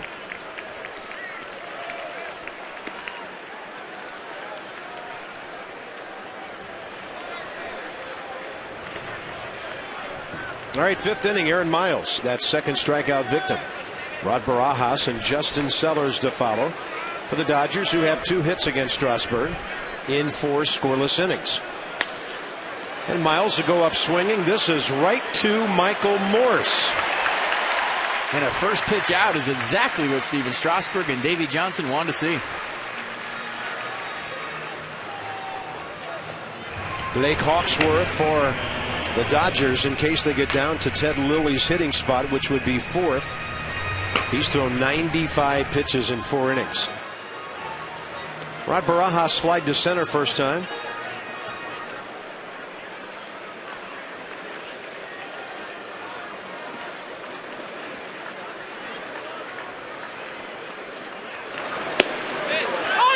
Bang, strike 1, 96.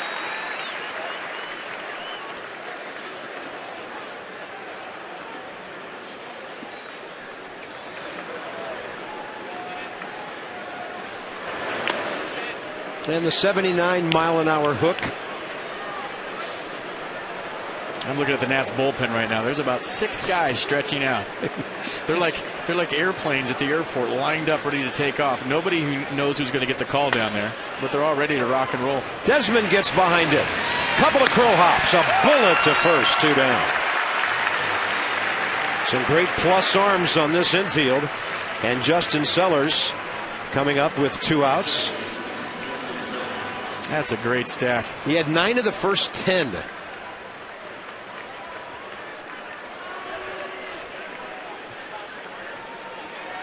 So here's Sellers, who flied to center first time up.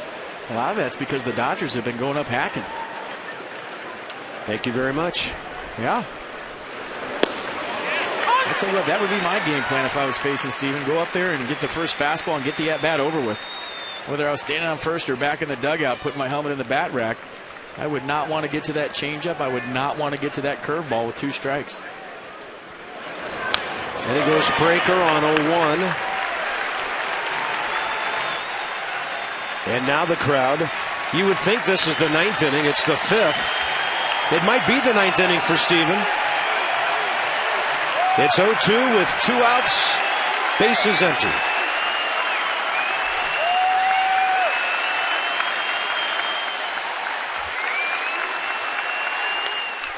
And he pops him up straight back with a fastball.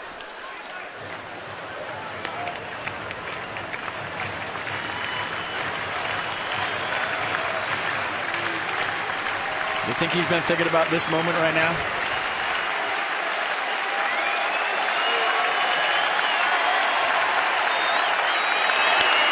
He gets a pop-up left side for Ryan Zimmerman. On the track, 5 scoreless innings on 2 base hits. Welcome back to the big league, Steven Strasburg.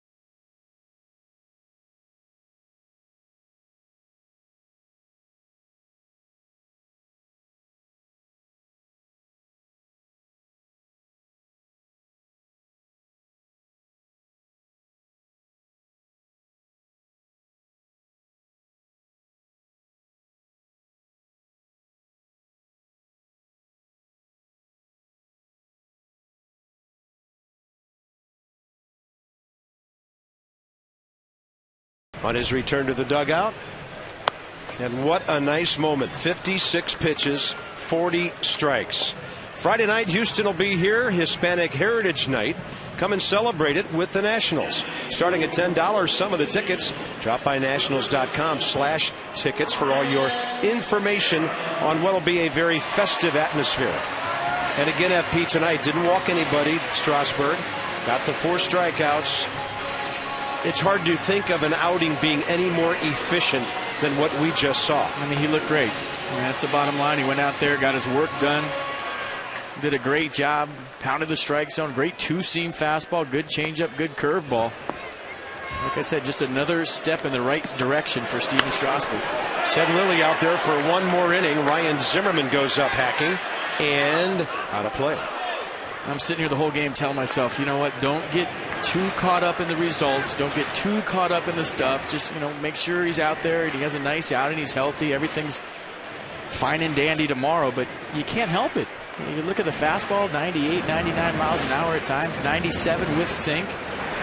A tremendous 90 to 91 mile an hour changeup and the curveball to go with it. I mean, he's good. There's no doubt about it. Everything heading in the right direction.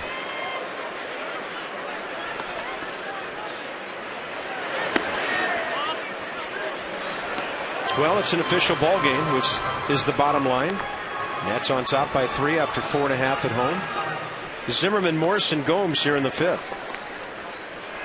Rain coming down steadily, a little bit harder than before. Radar doesn't look that bad straight to the west or the southwest. But as we mentioned earlier tonight, it's not a summer breeze blowing tonight from the south. Winds coming in from the north, and there is weather to the northwest in a wide band across northern Virginia up into Maryland and West Virginia. Doesn't matter now, the ball game's official. And Zimmerman gets punched out on a 1-2 delivery inside corner, and Ted Lilly strikes out 9 so far. Let's check it out on the kinetic pitch track. He's been going in late with the fastball, the big curveball late. And Zimmerman not too sure that that was a strike.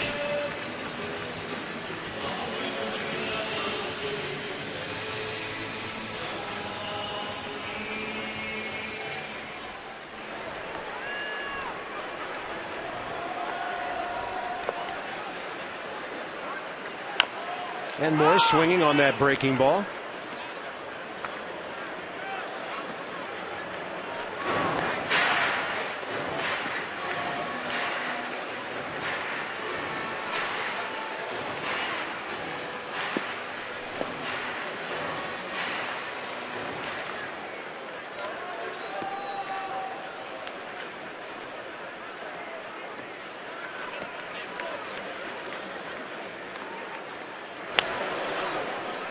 And now the count's 0-2.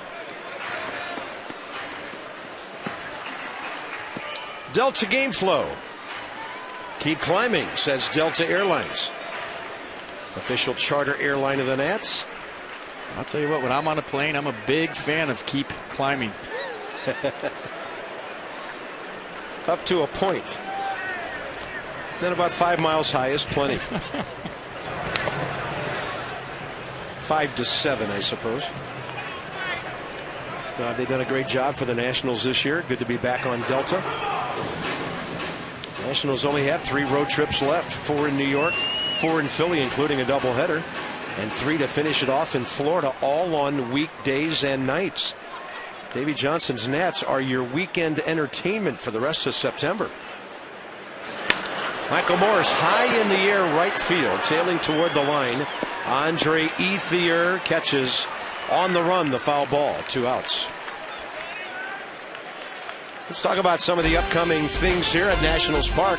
Dodgers are here tomorrow. Chin-Ming Wong and Dana Evelyn, 7 o'clock. Day game on Thursday. Ross Detweiler and Chad Billingsley.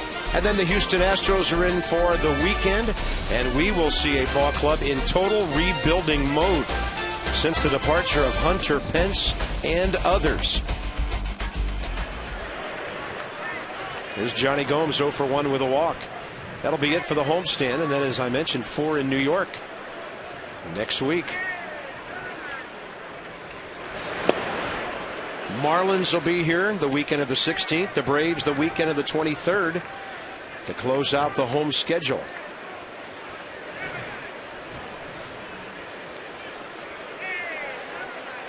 I think the best part about tonight, too, is that all of Stephen Strasburg's starts, weather permitting, are lined up to be here, right? And if they got pushed back, one would have been on the road. They all wouldn't have been at Nats Park. But now, weather permitting, if there's no rainouts the rest of the season, they're lined up to be right here at home. And a ball in the air to right center. ETHIER under that. So Ted Lilly struggled early. A lot of pitches. Came back strong. They'll have to pinch hit for him shortly in a 3-0 game after 5.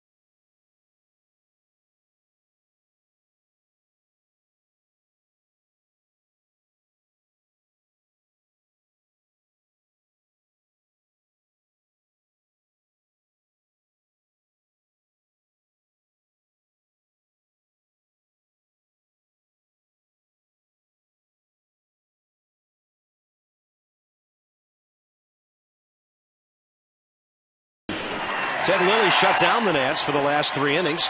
They'll pinch hit for him in a moment. And we will check out MLB.TV. Take the Nats with you everywhere you go in the near future. Every game live, on demand, or on your favorite device as well as your laptop. Check it out at Nationals.com. MLB.TV. Baseball everywhere. And for the second time since his return, Doug Slayton gets the call. 25th appearance overall, 2.03 ERA, and in 13 innings. A lot of hits, 20, but 10 strikeouts over that time. So Slayton trying to showcase himself for 2012, as a lot of guys in September will. Yeah, fastball, slider change from Slayton. Well, the Nats have another Dodger pitcher over 100 pitches for a middle innings outing tonight. 105 for Lilly through 5, and former Nat Jamie Carroll hits for him.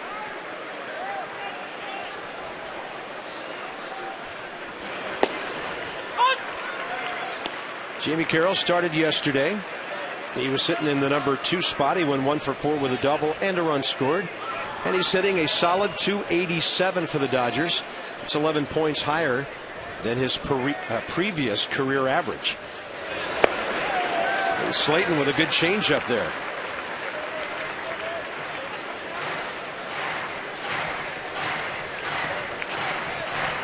The speedy D. Gordon is next.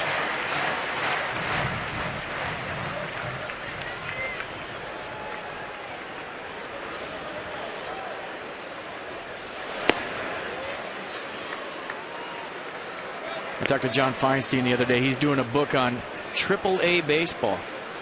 I said, well, you have to talk to Jamie Carroll and you have to talk to me, because we may be the only 2 players in the history of AAA baseball to have our numbers retired.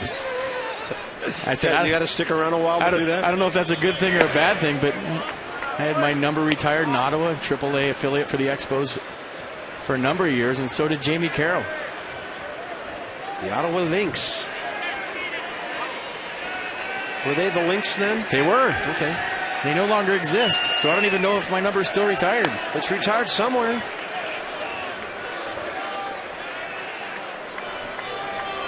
Thanks to Steven Strasburg, it's an empty box for the Dodgers, other than Dee Gordon's leadoff double and then Juan Rivera's single, 4th inning.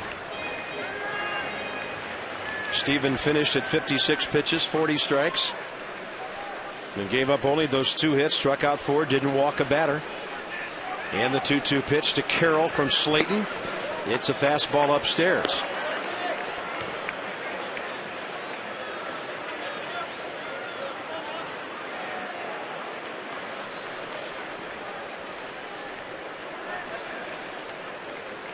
Payoff pitch. You don't want to walk the leadoff man with a 3-run lead, and Carroll will foul it off to the right side. Jamie Carroll at Expo 02, 03, and 04 hit .289 for the Expos in 102 games in 04. Then he came here with the ball club and hit .251 in 113 games. The Nats traded him to Colorado for cash the following February. He'll line a base hit to left center. Michael Morse over to get it to keep Carroll at first. And you're coming into a little bit of a danger time here with the speedy Dee Gordon coming up next. That's just a typical Jamie Carroll at bat right there. Nats fans saw it. You talk about Expo fans getting used to it. Everywhere that guy's went, that's what he does. Fouls off some pitches, battles it, gets it to a 3-2 count, and just throws a hit out there. He's been the glue of the Dodger team all season long. Dee Gordon doubled first time. Back to the pitcher second time. In this series, the Nats have him 1 for 7. Struck him out 3 times yesterday, twice looking. Zimmerman on the grass at third because of his speed, and he tries to lay down a bunt and misses it. Brad Peacock was warming up along with Slayton, and he may get his chance 2 hitters from now when Matt Kemp steps in. There's one more lefty for the Dodgers, James Loney.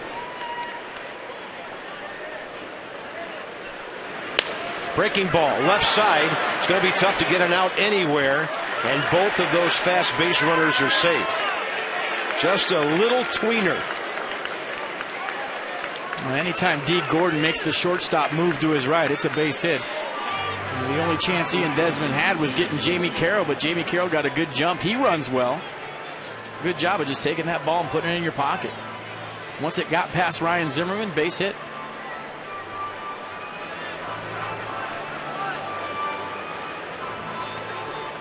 And now Loney, who, as we talked about yesterday, doesn't hit a lot of home runs, but up until this year, probably the most productive non-home run hitter in baseball.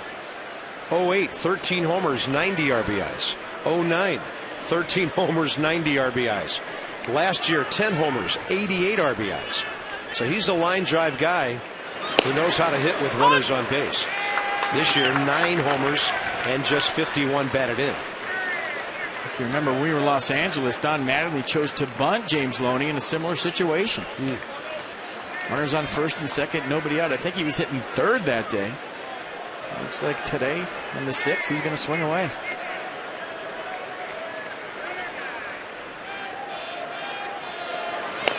Had him out in front of a breaking ball. Unfortunately, foul ball.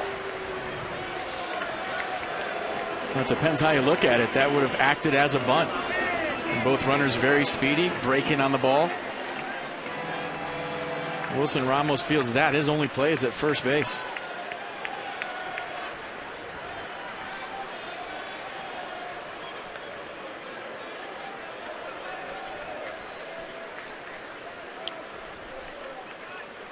Loney has flied to center, lined hard to right.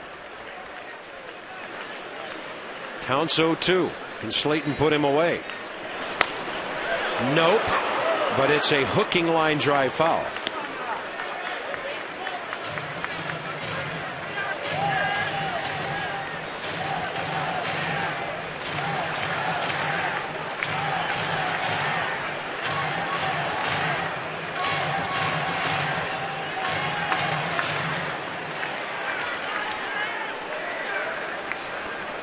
Blake Hawksworth, plenty of work out there, surely ready.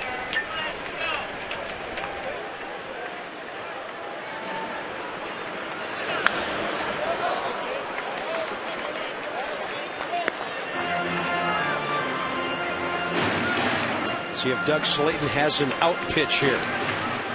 Working with an 0-2 count and 2 men aboard. Well, he set up the slider with the fastball right there at LONY. You start that slider up in his eyes, I'll start at middle, and let it break away. That's the pitch. Off of that high fastball. It looked like a fastball to the hitter and break at the last minute, but you got to start at middle and let it break away.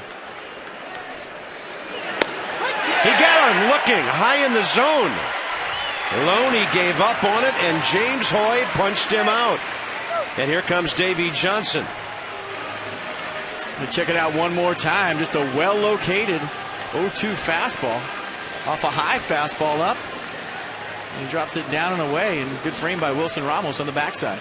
And it appears there's a rookie about to make his major league debut against a good ball club and a great hitter. Slayton gets a strikeout. Called to the bullpen package by the UPS store. We love logistics.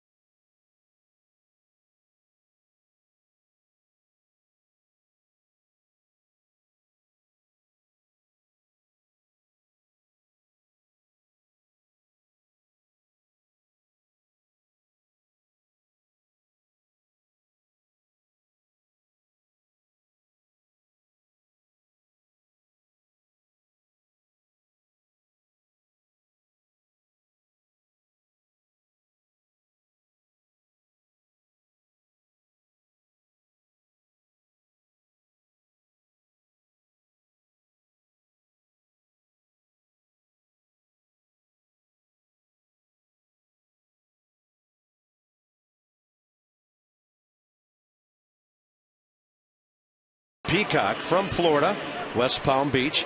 And we invite you to visit AFCEA.org, the Association for IT Pros. And here's Debbie with the sideline report. Well, this season, Brad was 15-3 between Harrisburg and Syracuse, and he told me the key to his effectiveness began in Florida before the season even started. Well, this year in spring training, I worked with Randy Tomlin and a bunch of other coaches, and worked on hiding the ball better. And, I took it into the season, and, it's all set from there, I went 15-3 and, did well. Now they gave me a chance to come up here, ready to go.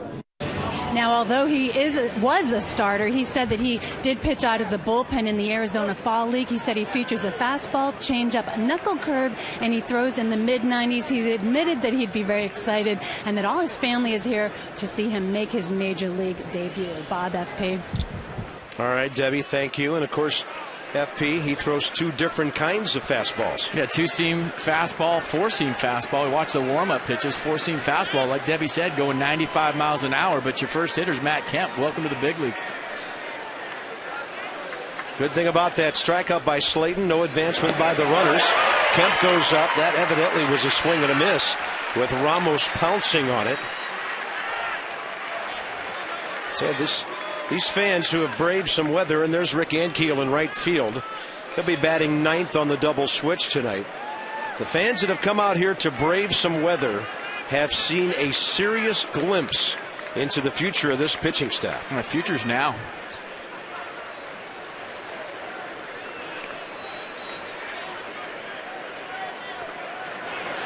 Breaking ball, Desmond, and he can't get it.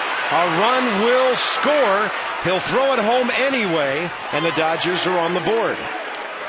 Hard hit ball, and Carroll's in.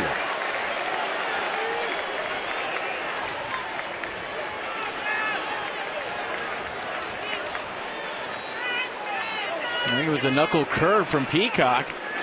Matt Kemp got on top of it, and you watch the top spin on this baseball. It just ate Desmond up.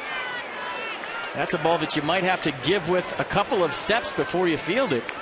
I think it was hit so hard that Desmond didn't have time to retreat, but when you get that big hop,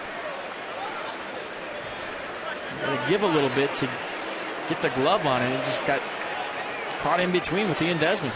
Base hit, RBI. And Juan Rivera, the hitter.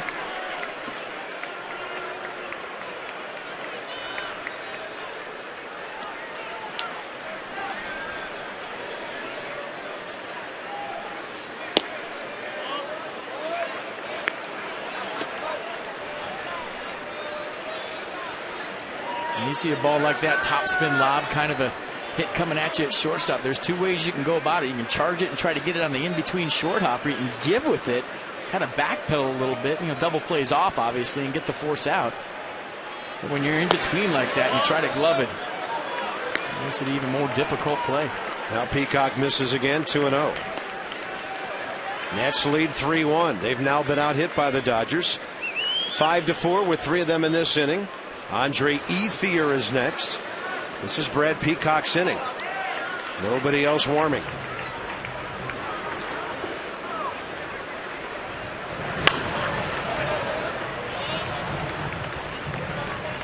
Yeah, when I was talking to Davey today in his office, it's about seeing what guys can do in certain situations. He was really surprised that in a recent game, a team he was playing against, the manager pinch hit for a young player. Davey said, I would never do that because I want to see what that young player can do in that situation. Yeah. And what kind of message are you sending to a young player by pinch hitting for him in a big situation? You want to see how he responds. And look at Peacock right now, same thing goes. He wants to see him get out of this. 2-1 pitch, and he misses.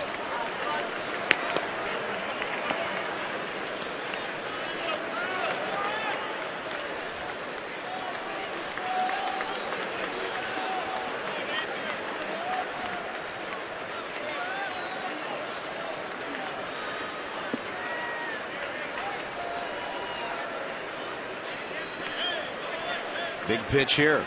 Don't want to load him up for Ethier. That's a sizzling fastball. 95 on the outside corner. And the count's full with 1 out. Had the good sound, too, in the glove of Wilson Ramos. This is a fastball that he's throwing through the target, not to the target. That had good late life.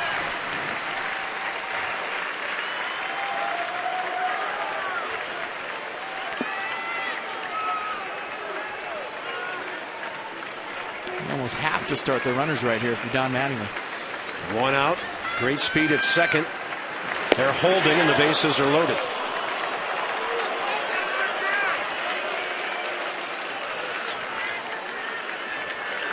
Bringing in Andre Ethier, who has driven in 58 runs.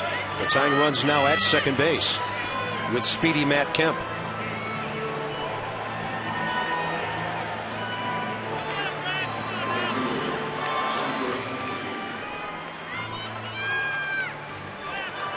That was odd that he didn't start the runners right there in a 3-2 count.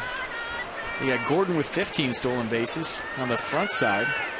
Yeah. Kemp with 37 stolen bases on the backside, and he chose to hold the runners in a 3-2 count with 1 out, where you see pretty much everybody in the league start him.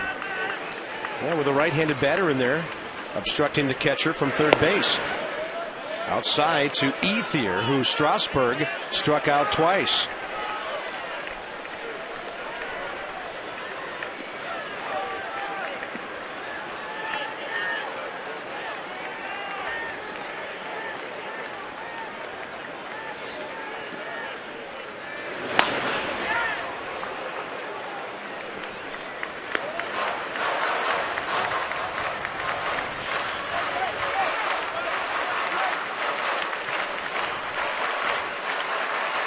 Carroll's home. Gordon at third. Won't take a very deep fly ball to score him. Kemp got the RBI. He's at second. And Rivera walked to fill up those bases. 3-1 game, 1 out, top 6.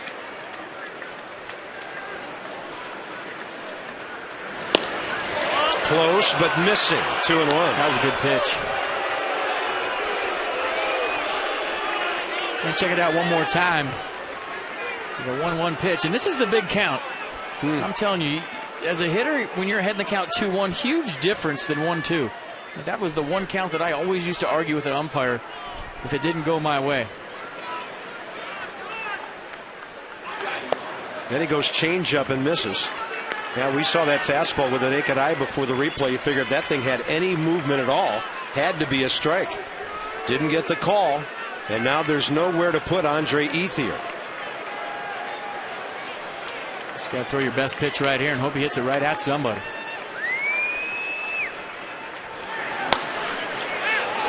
He threw 93 down low, and Ethier dropped the bat head on it.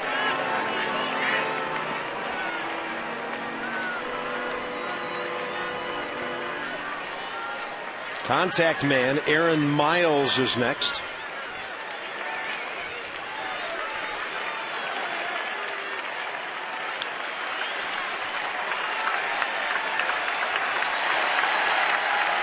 This crowd's been into every pitch by the Nats tonight.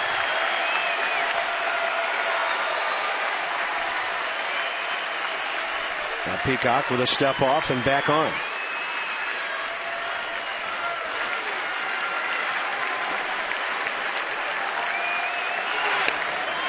Oh, he made a great pitch. Got him right off the end of the bat. How about that? A 3-2 changeup with the bases loaded, and it was a strike. Talk about having a confidence level in a certain pitch. Watch this changeup by Brad Peacock. Ethier just gets a piece of it, but he was way out in front. And what do you throw next?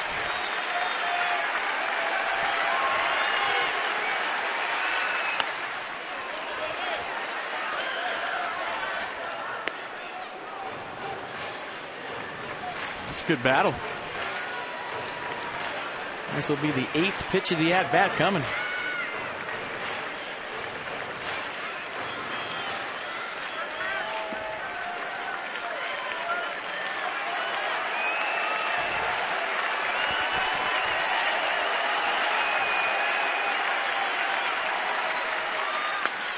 Line drive up the middle. And the Dodgers are going to tie the game on a 2-run hit by Ethier. RBIs number 59 and 60. And Steven Strasburg will get a no decision tonight.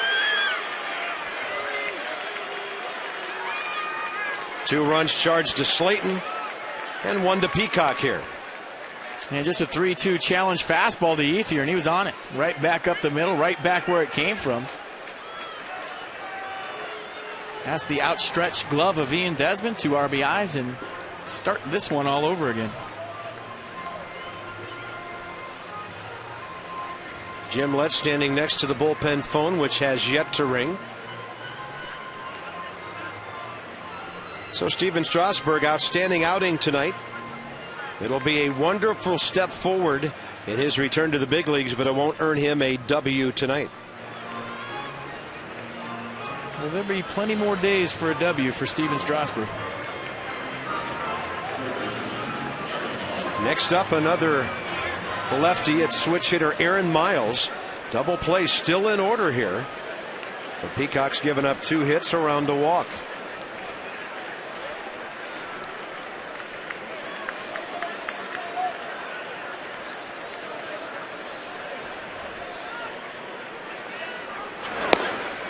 Low and away.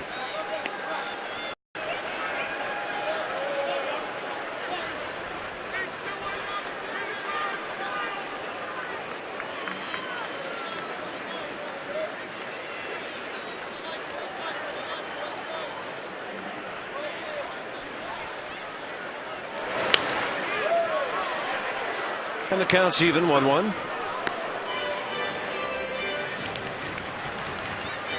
They have finally started their ball game up in Philadelphia after a 2-hour delay. No baseball tonight yet up in New York. Rain up and down the seaboard.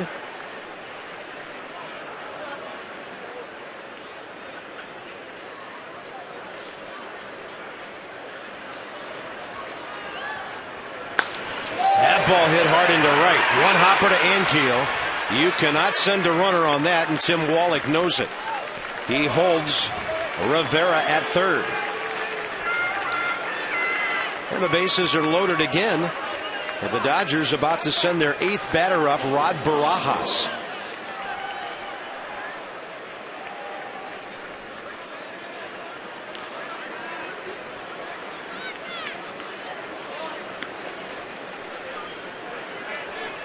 So I'm looking at Brad Peacock's numbers for the year.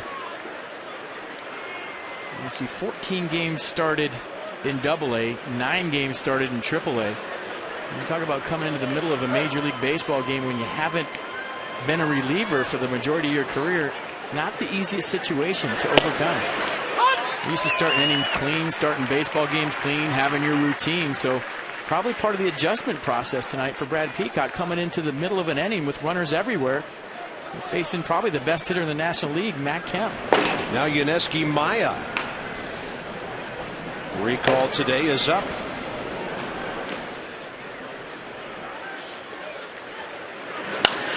And a ball hit right field line. And Keel after it. He cannot quite reach it.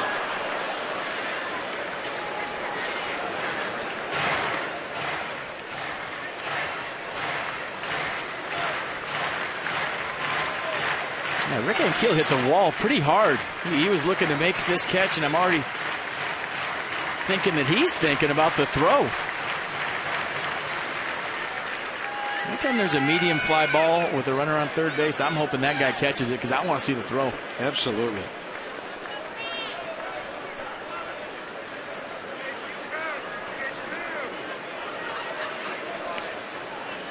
No balls, 2 strikes. Barajas 0 for 2. And Peacock will get a little pop-up. Hustling is Marrero and just can't get there.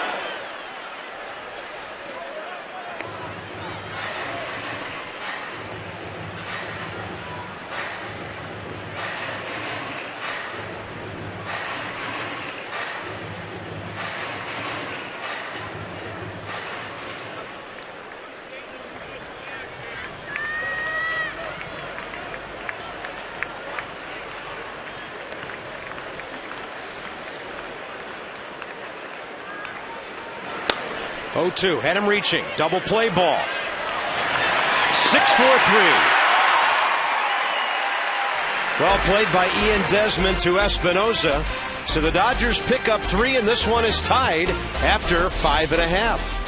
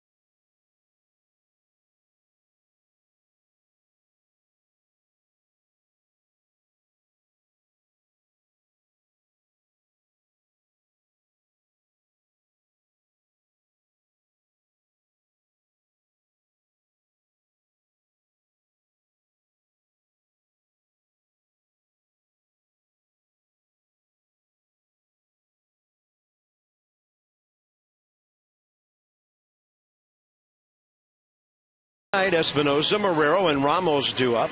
And we're tracking walks this year. The Nats have 3 more tonight. 417 and nearly $21,000 donated. $50 at a time from Care First Blue Cross Blue Shield to the Boys and Girls Club of Greater Washington, D.C. They would like to encourage you, the boys and girls, and the Care First Blue Cross Blue Shield folks, to take that first step towards a healthier and more active lifestyle. Matt Guerrier, longtime Minnesota Twin with the Twins from 04 through last year. 393 appearances for them out of their bullpen, and nearly all of them over the years. 33-year-old right-hander. And he'll face Espinosa to lead off. Danny will turn around from the left side.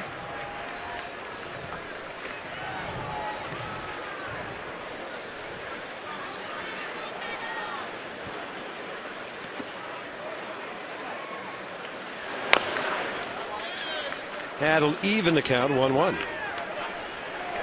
By the way, the Nationals haven't had a hit since Ian Desmond kept that second inning going with that base hit before the Worth RBI grounder.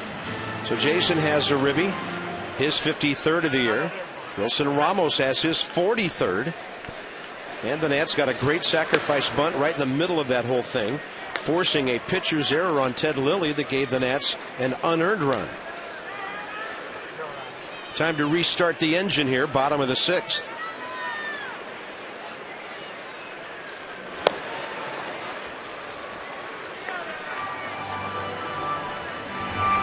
Hong-Chi Kuo, veteran lefty now for the Dodgers.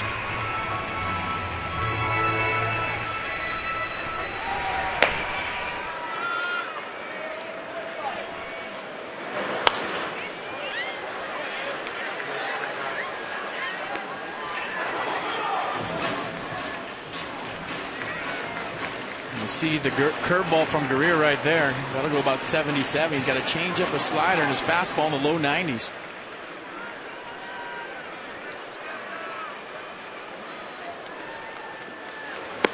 And Andy Espinosa down on strikes for the 3rd time. Bottom of the 6th underway. Marrero the hitter. You see the sinker right there, 90 miles an hour from Guerrero.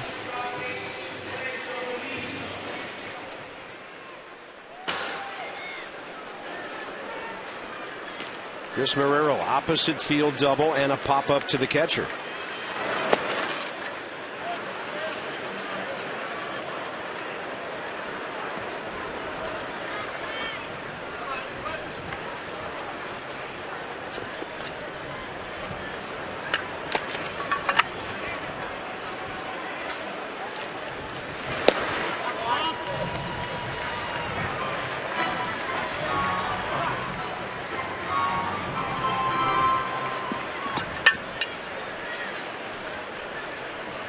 Wilson Ramos.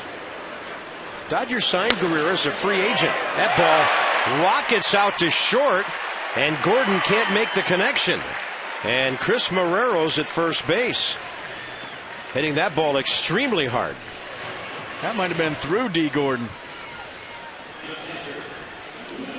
Check out the swing of Chris Marrero right here. Just getting a little slider out over the plate. Good extension again. Very short, compact swing. Oh, he's caught it now. He doesn't base hit.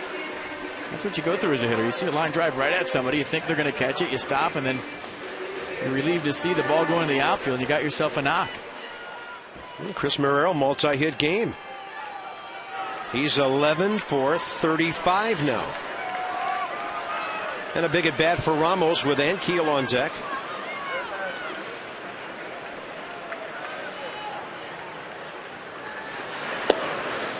Now, all in the matter of about 1 second, you go yes because you square the ball up. Then you say no because it's right at somebody. And then you say yes again when you see it go in the outfield. You're still not out of the box.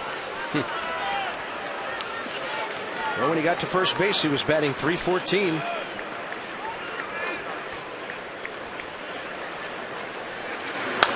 And Ramos thinking the other way constantly, having good at bats. He has doubled a run home tonight. Hit one off the scoreboard over the outstretched glove of Ethier for RBI number 43, and then walked his 2nd time up. I haven't looked at Wilson Ramos on base percentage in a while. It's at right around .330 right now, with his 2 on time, on twice tonight.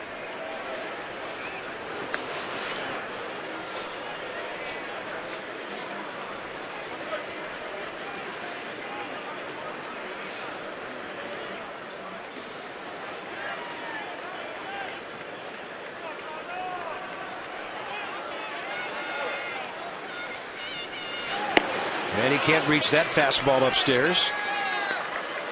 Well, the Dodger pitcher striking out everybody in sight tonight. That's 11 to K's after Lilly had a season-high 9. And here's Ankiel.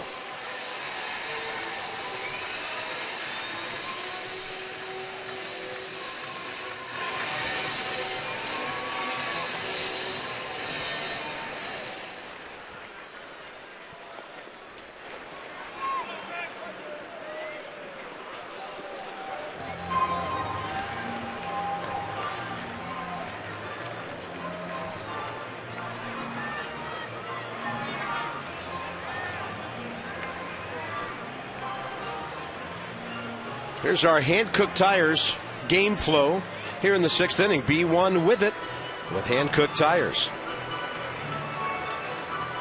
And Don Manley's going to come out and make a pitching change. Well, he had Quo warmed up. Lefty-lefty. Managers with a lot of pitchers available here in September. And a left-handed matchup coming up 6th inning.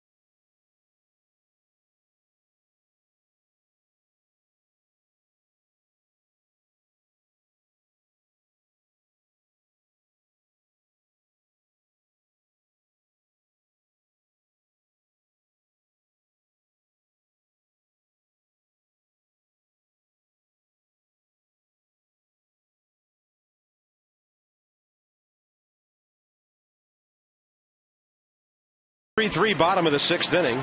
Rick Ankiel's about to face Hong-Chi Kuo here. Masson Mobile wants to thank all of you who followed along all season on Facebook, Twitter, and via the mobile alerts. September 16th to 18th.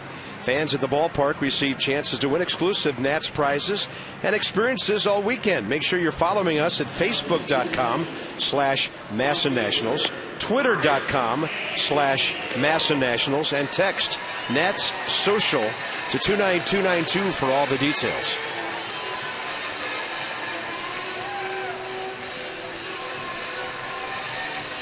Hong-Chi Kuo, 33rd appearance with a 9.28 ERA.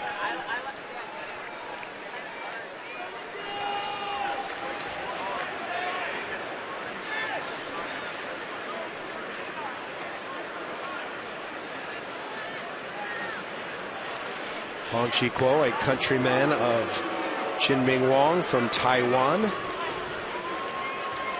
He's a 4-pitch pitcher. Fastball, slider, curveball, change. Fastball run about 93 miles an hour.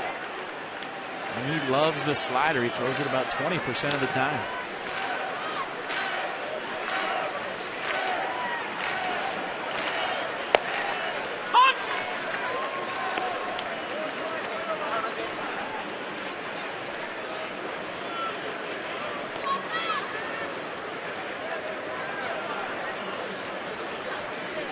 So a lefty-lefty with Ankiel here.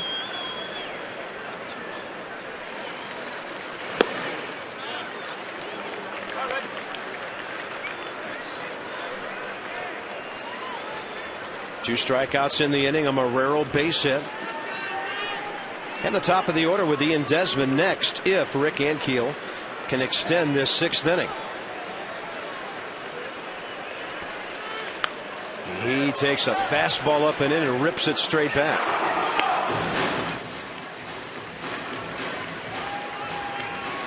Phillies got 2 in the first. of that 2-hour rain-delayed game. Chase Utley hit his 10th homer of the year. So they're in the second, leading the Braves 2-0 after shutting them down 9-0 last night. Phillies by the Braves 8.5, the lead now in the National League East. And I think when you talk about the injuries to the Braves staff, Jurgens with a bad knee, and Tommy Hanson on the shelf. Yeah, things have kind of turned around for them badly in a hurry, haven't they? Yeah. That was a team that I thought was going to challenge Philadelphia, but now with some injuries to their starting rotation, I don't know.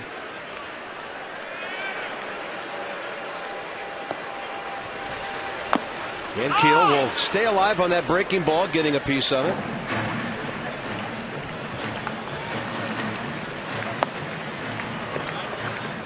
And now it's pretty much on the shoulders of Tim Hudson.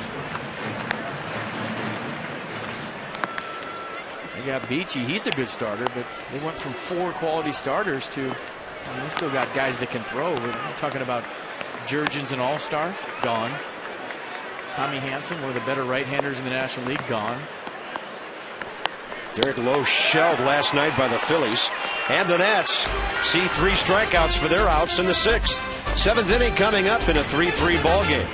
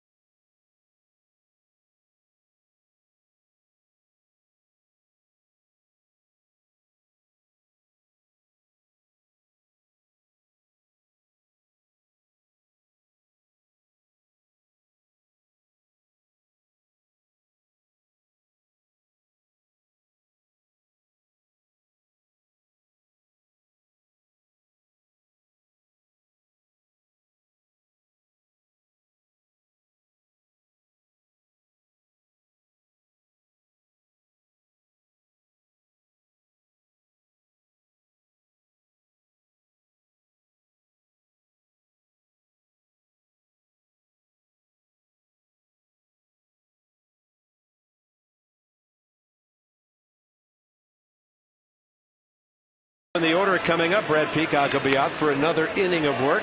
And congratulations to the Potomac Nationals, storming through their final regular season weekend, clinching the division. They're going to defend that Carolina League Championship. Game 3 at Fitzner Stadium is Friday, Game 4 Saturday. 7:05 Friday, 6:35 Saturday. Check it out, PotomacNationals.com. Some of the most exciting high A baseball anywhere in the East, right down the road in Woodbridge. Nice going, guys. So Brad Peacock digs in after getting that huge double play ball to keep this game tied.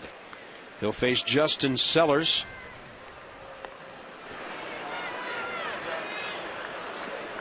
And then they'll have a pinch hitter for Quo. Yeah, that showed me something. And bases loaded, all heck breaking loose all over the place. Made a big pitch to Rod Barajas and got the double play. No, that could have been a 5 or 6 run inning real quick, huh? Yeah, now he's starting off with a clean slate here. Let's see how this inning goes, but he's got good stuff. Very impressed. Like I said, probably not the most comfortable with coming into a game with runners on when you've been a starter all season long, but a couple relief appearances in the minor leagues, and you know what, you're in the big leagues, and that's how you're going to be used. You got to go out there and find a way.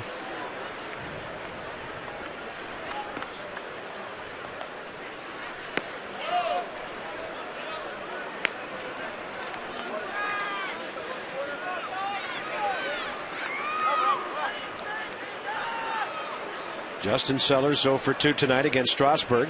He's the last batter Steven faced on that pop up to third foul. And just missing. 2 balls, 2 strikes was Peacock. No swing, says Phil Cuzzy on the appeal. And check out the 2-1 pitch one more time from Brad Peacock. Some of the young guys getting a little squeezed tonight.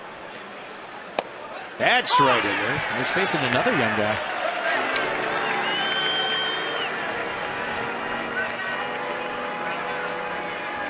Justin Sellers, a rookie after 7 years in the minor leagues. Rips it out to short. Desmond knocks it down, keeps it close. Knocked it down right to the bare hand side, made a fine play.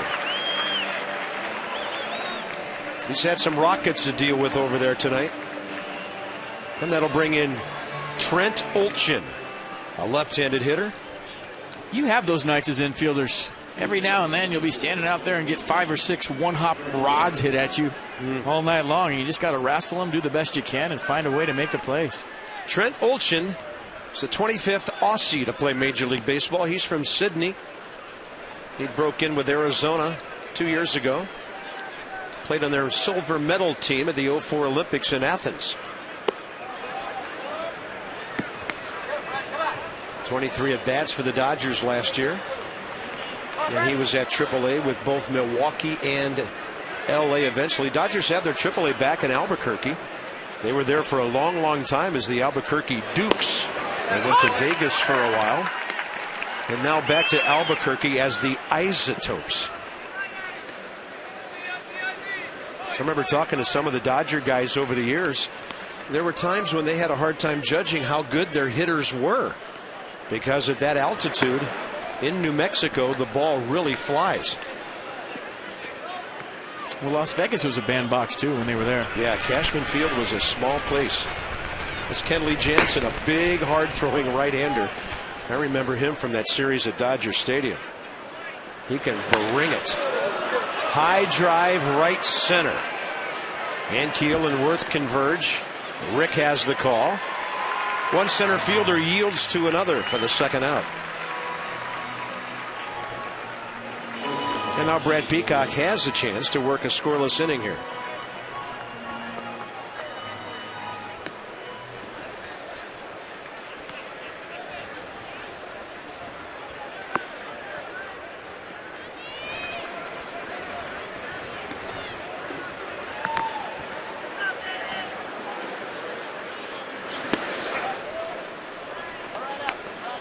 D. Gordon doing some damage tonight. He's been on base twice. A double, a single, a run scored. And a nice bounce back night after going 0 for 5 with 3 Ks yesterday. And lately, if there's a ball game, Henry Rodriguez is pitching. Now suddenly we've got some rain coming down hard. Probably the biggest downpour we've seen tonight.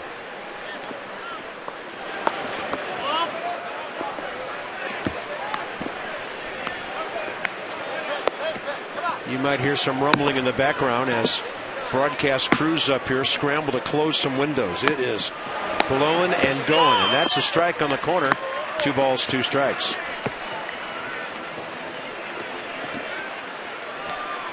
It is really coming. Crew chief Tom Hallion's at second base. He wants to see if this third out can come in a hurry. They'll have to hurry to get this guy. Zimmerman just not even close if you don't cut it off in front of you. And another hit for D. Gordon, who's 3 for 4 tonight. And they're going to pull the teams off the field at 9:37.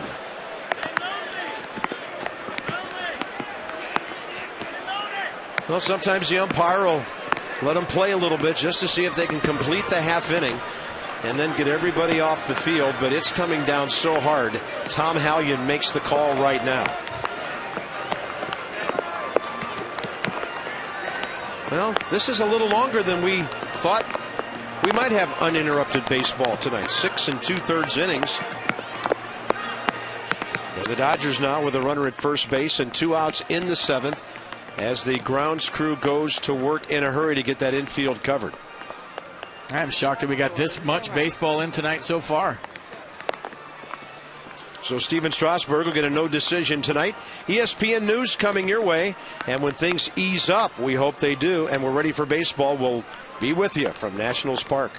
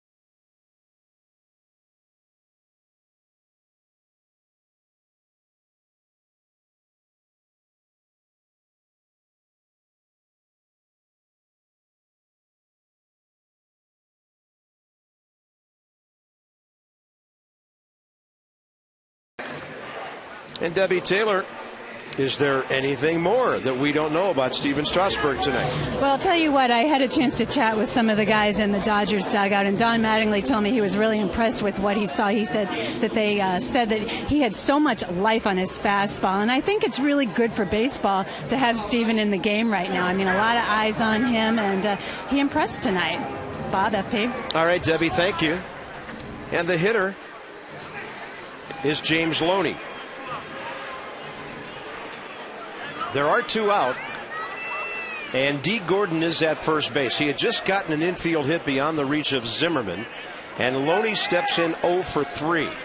So the rain delay started at 9:37. It is now 10:08. So it looks like we'll have a 31-minute rain delay, and we'll bring you up to date on Severino here in a moment. First order of business is his first pitch, and so a 31-minute rain delay.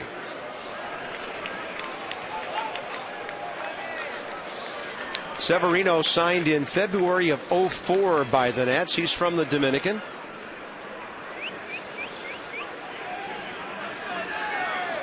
One and 2 with a save and a .450 ERA at AAA in 35 appearances this year.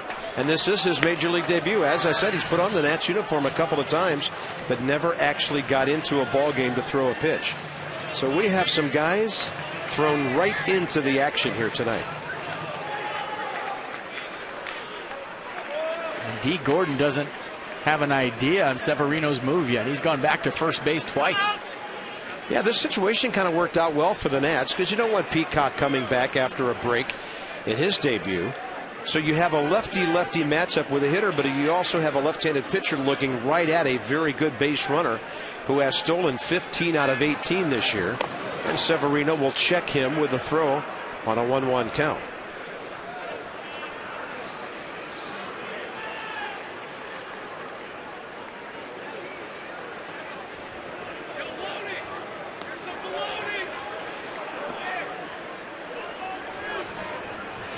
One ball and 1 strike.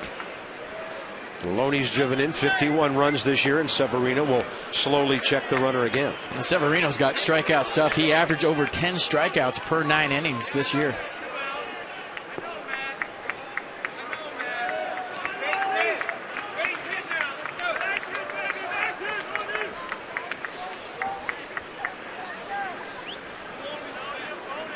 And 9.5 strikeouts per 9 innings career. Coming into this season, he was pretty solid. There goes the runner. Good jump. Swing and a miss. And the throw is short from Ramos. And a pretty good pick by Ian Desmond. As D. Gordon is now 16 of 19 in 36 games for the Dodgers. He just went first move right there. Severino picked up his foot. Gordon went. Great jump. No shot. He stole that off the pitcher. And with Rafael Furcal, of course, now in St. Louis, have the Dodgers found their shortstop and their leadoff man for next year? Well, that ball was right on his shirt when Desmond caught it, but the umpire ruled his foot was on the bag. Yesterday, I would have told you no. Today, I'm thinking about it. Yeah, the Nats had him 0 for 5 with 3 punch-outs yesterday. Severino with a breaking ball in the dirt, and the count's 2-2.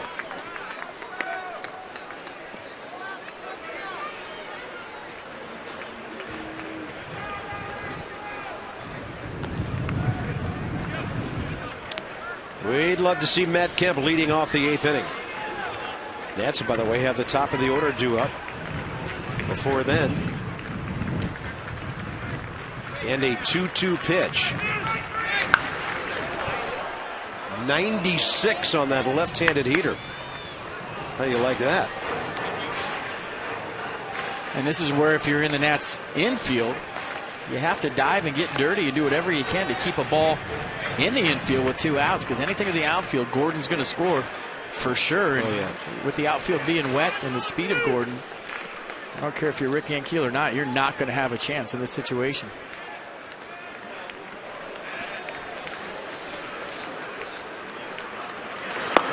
Two-two, and Severino just missed, painting the outside corner.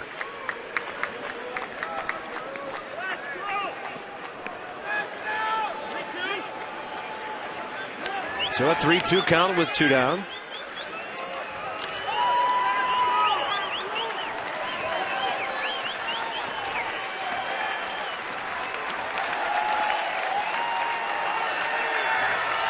Nats fans making some noise here. And LONY will pop it straight back. Yeah, this is our first look at Severino, and how about that fastball you were talking about? Yeah, we saw, just a little bit of him in spring training. But, I mean, lefties who throw 96 out of the bullpen, there aren't many of those hanging around. No, they don't grow on trees.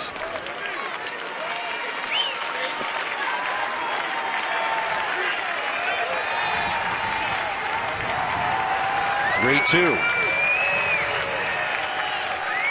Runner goes, swing and a miss, and the inning is over. So in the bottom of the seventh, after the long-awaited stretch, Desmond Worth and Zimmerman in a 3-3 game.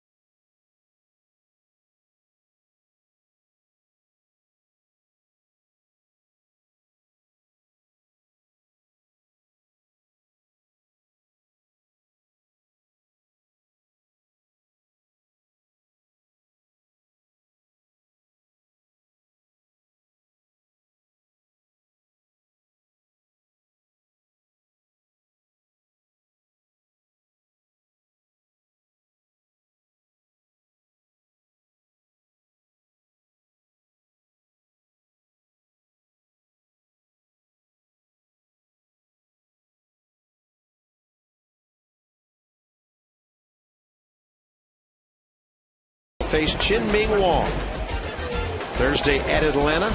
He got the loss, pitched into the sixth inning, gave up 4 earned runs, and on the season 2-3 with a 4.19 ERA. Johnny and Ray here at the ballpark. 6:30 Nats Extra to get things going. Going to turn up the octane here in the late innings and see Kenley Jansen, who is listed at 6'5", 257. He's 23 years of age from Curacao. We'll check out the fastball from Jansen. Last time it was in the upper 90s, but I'm checking out a scouting report that says the velocity has decreased a little bit into the low 90s, so we'll keep an eye on that. He's got a slider, a curveball, and a change to go with it. Very rarely throws the curveball and the change. Opponents hitting 166 against Jansen. Henry Rodriguez was warming up before the rain delay, so he'll warm things up again. I'm just looking back on that series in L.A. Jansen pitched an inning and a third in the Friday night game, but the Nats won 7-2, and that was scoreless with 4 strikeouts.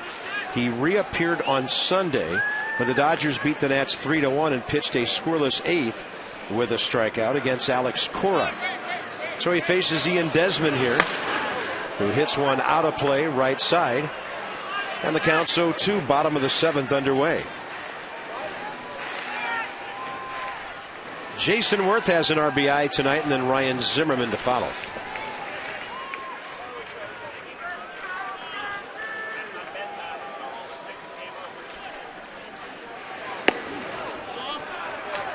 By the way, the Nationals have 1 hit since that 3-run rally in the second, and that was Chris Marrero's base hit last inning. And Jansen slipped on that pitch. On the back of the mound right now, cleaning out his cleats. I wonder how the footing is on that mound.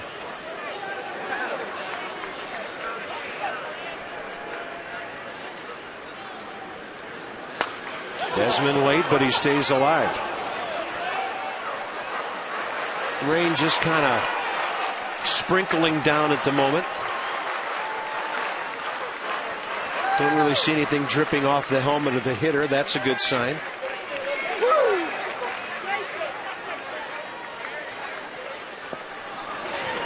And that's on the inside corner. These Dodger pitchers have been unbelievable tonight. That is 13 strikeouts out of 19 outs tonight. And you see the cut fastball just start in the inner half and run back over the corner. So the velocity's still there. Last couple of pitches, mid-90s.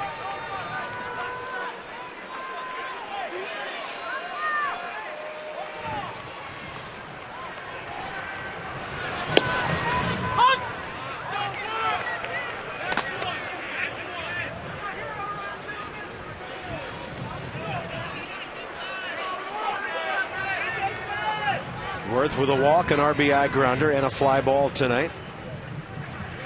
And that gets him, and we could hear that smack all over the ballpark. Well, that was a direct hit. It never feels good to get hit by a pitch, but I guarantee you that one hurt pretty bad for Jason Worth. I mean, that got him flush. Let's listen to it.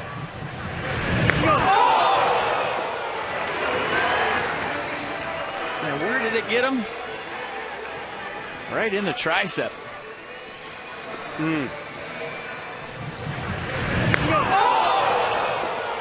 Jason Worth hit for the 10th time this year. Bat boy going to run out a tongue depressor to Jansen. His cleats are getting clogged up out there, and I talked about the footing being an issue. I'll tell you what, you got a guy that throws mid-90s. He slipped on a pitch earlier to Ian Desmond, and now he hits Jason Worth. That's a lot of mud coming off those cleats. You know, I think Don Mattingly's talking to the grounds crew right now that they may need to go out and fix the mound. They do such a fine job turning this field over, getting it ready after rain delays. Probably one of the best grounds crews in baseball, but right now, Jansen's cleats have tons of mud in them.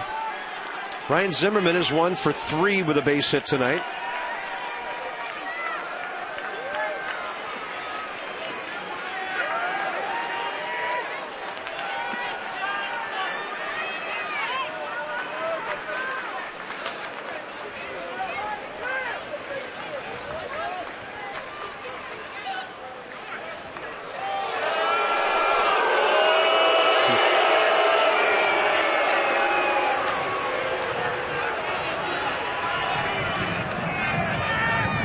This crowd has had some fire in their belly all night long.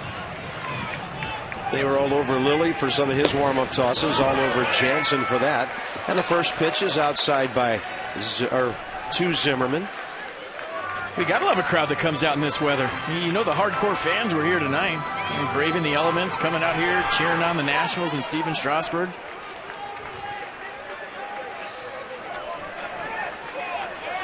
Rain's not scaring them away.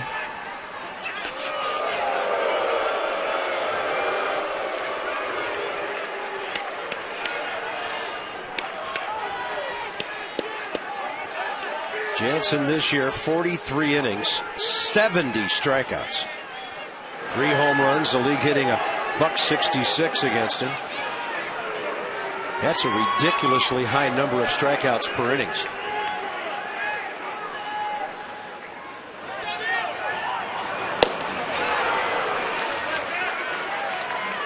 And pretty deliberate to the plate for Jason Worth, thinking about stealing a base right here. I think it's just a matter of footing. FP, I've got that at 16.3 strikeouts per 9 innings. That is unheard of. So contact needed here. And a 1-1 count to Ryan Zimmerman.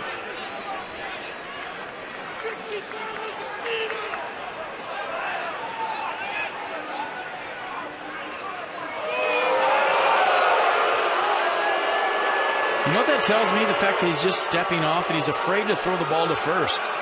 A lot of times if a pitcher just simply steps off, he's trying to see if the runner is going to tip the fact that he's stealing a base. But if a guy just simply steps off and he won't throw over, he might have the thing going on in his head. And as a base runner, you get scouting reports. You know this. Trent Jewett knows it. Jason Worth knows it.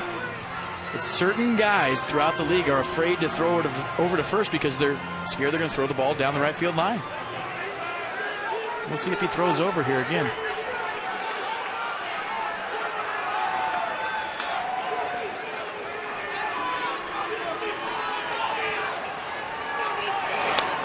Zimmerman had a good rip.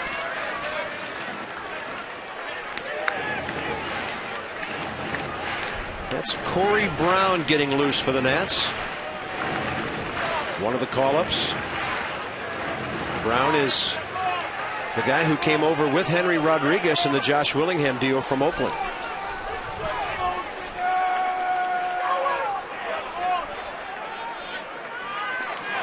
Zimmerman on a pitch up and in, strikes out. So 2 Ks for Jansen in this inning. Michael Morse coming up, and Brown, of course, is on deck because the pitcher spot is next. Well, if Michael Morse can find a way to get the barrel out and just touch one of these 96-mile-an-hour fastballs, it'll go a long way.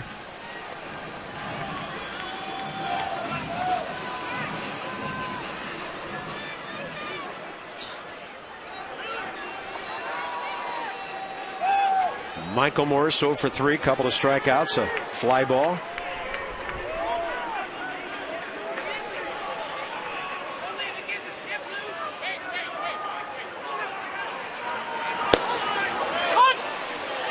This got a little cut to it at the very end.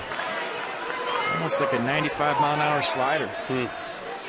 Just wonder how many broken bats there have been on the way to those strikeouts.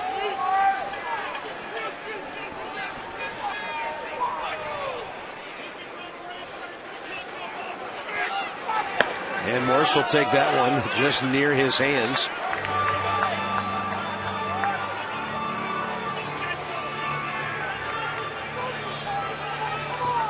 Corey Brown this year, 14 homers, 13 RBIs, or 39 RBIs to go with the 235 batting average at Syracuse.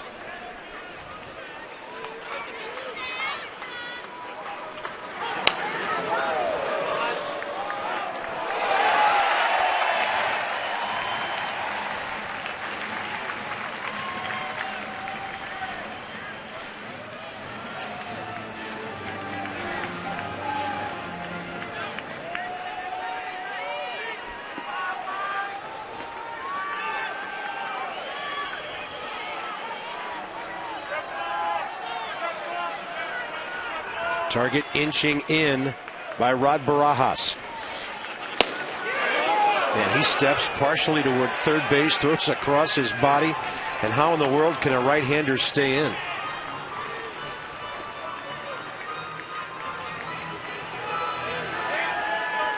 So we just saw Severino. This guy, Rodriguez, is on the way. It's getting hot on a cold night. No kidding. You'd love to see it get to 3-2, so at least the runner could be moving here. And Michael Morse will fan on that one. This ball game is into the 8th inning. We're seeing a pretty mighty battle between a couple of hard-throwing bullpens right now.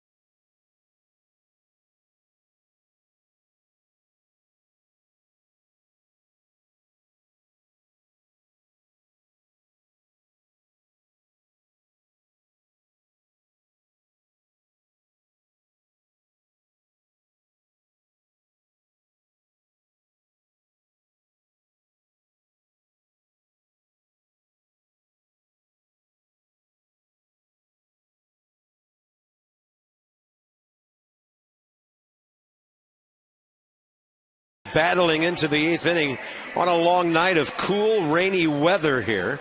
And this copyrighted telecast is presented by authority of the Washington Nationals and may not be reproduced or retransmitted in any form. And the accounts and descriptions of this game may not be disseminated without the expressed written consent of the Washington Nationals. Well, here comes Henry Rodriguez again. It's becoming a nightly occurrence, and he's pitching pretty well.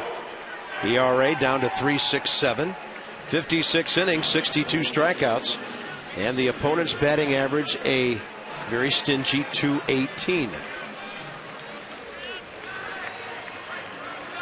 And some pretty good outings lately. I think he's starting to slow things down. The fastball command has been good. The changeup's been great. It's been all about strike one. Scoreless, hitless, 8th inning on Sunday. Scoreless, hitless, 8th inning the day before with 3 strikeouts. Strike one. And a scoreless, hitless 9th inning. The night before that, he had quite a weekend against the Mets. This is a really interesting matchup with Matt Kemp, who has an RBI tonight, his 107th of the year.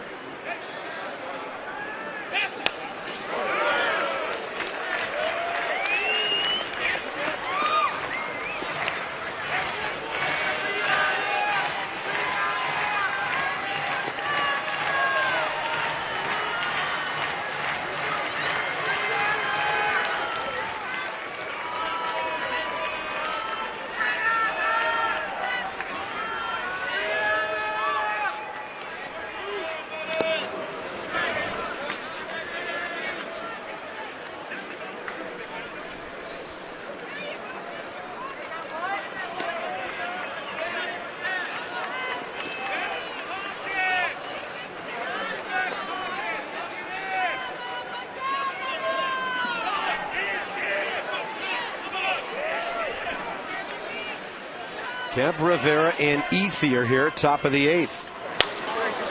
Pretty good breaker right there. Gets a pop-up right side. Danny Espinosa will make the call, calling off Marrero for the first out. And it was a breaking ball that acted like a changeup. Got Kemp out in front. He popped it up. Not a lot of break to it. It served its purpose.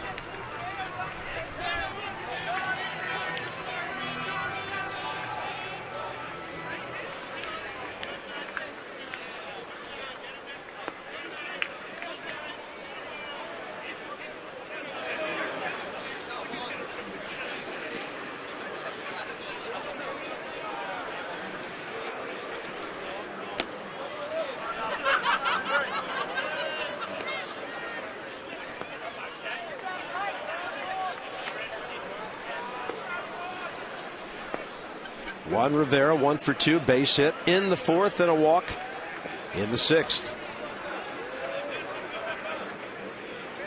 His walk loaded the bases right before Andre ETHIER drove in those 2 runs to tie it. And he got the second hit off Steven Strasburg, a ground ball up the middle with eyes that just went into the glove of Ian Desmond. Yeah, when you look at the jam job on D. Gordon and then that base hit, Steven Strasburg came pretty close to 5 hitless innings tonight. The Dodgers got the bat on the ball twice, and both of them snuck out to the outfield. That ball is lined to right, and Rick Ankiel will have to take it on a hop. And so Juan Rivera is on for the 3rd time.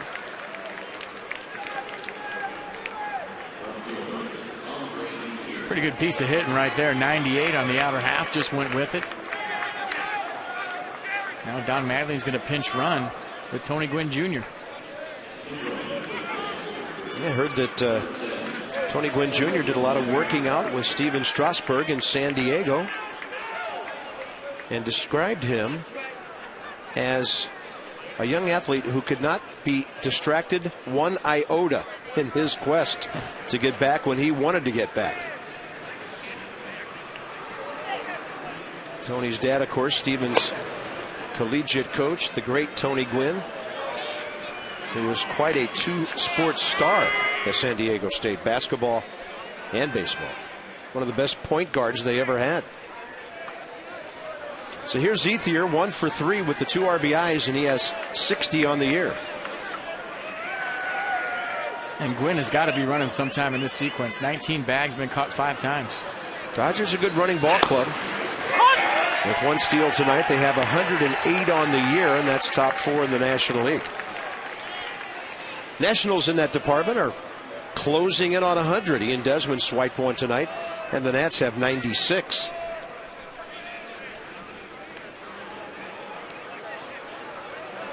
There he goes. Ramos, a bullet, and no tag, says Tom Hallion.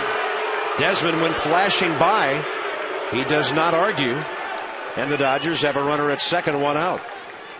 I don't think he got him because he didn't argue. If you tag somebody, you get him early, you're going to show the umpire the ball and tell him you got him.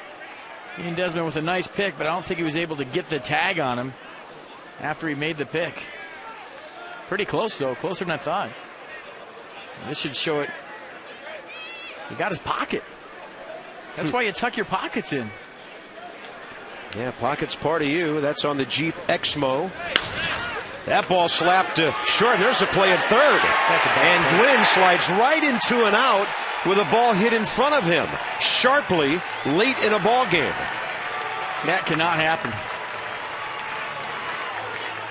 When you represent the go-ahead run in the 8th inning, you're on second base, you're already in scoring position. You talk about a wet outfield, the fast runner, he's going to score in anything that's hit to the outfield. There's no need to advance to third base right here. It's just a case of drinking too much coffee during the rain delay. And here's Aaron Miles with 2 outs and a runner at first.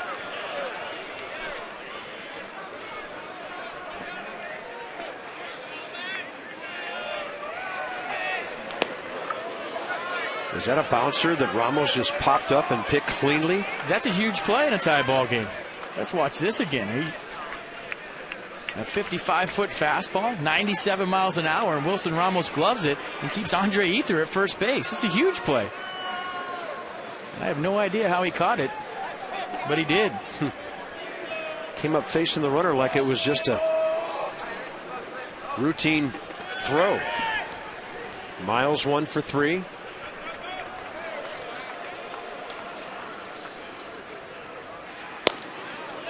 And Rodriguez will change up and go outside. 1 ball, 1 strike.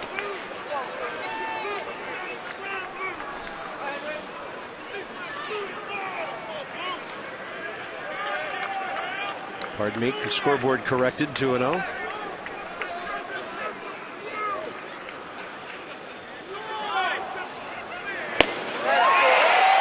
'98.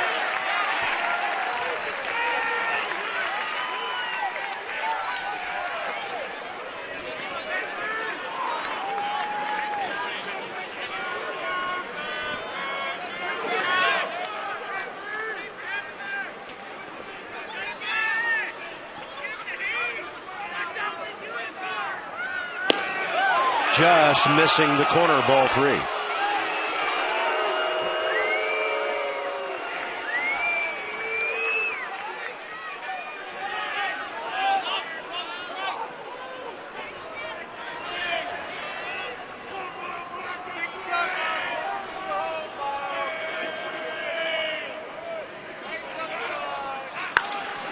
Well struck by Miles going the other way.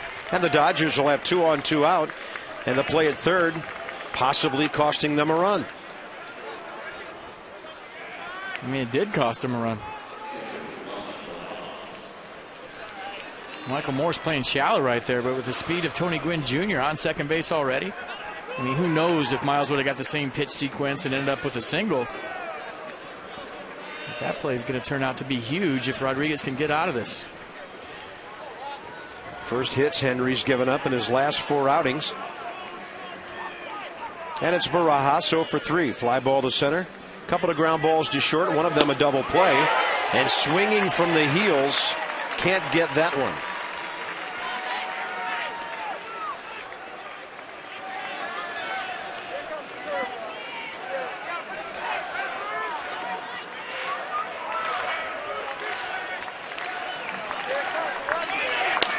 That ball down the line and trouble. Into the corner. ETHIER scores. Miles coming around. He will score without a play, and the Dodgers lead 5-3. And that's exactly where Rod Barajas likes the baseball, close to him. We've seen him hit a number of home runs on fastballs on the inner half of the plate. Kind of a guy that goes up there and looks for it in there and cheats to get to it, and you see the swing right there. He gets to the 98-mile-an-hour fastball from Henry Rodriguez down in the corner, does some damage. Gets Tony Gwynn Jr. off the hook with a couple of RBIs.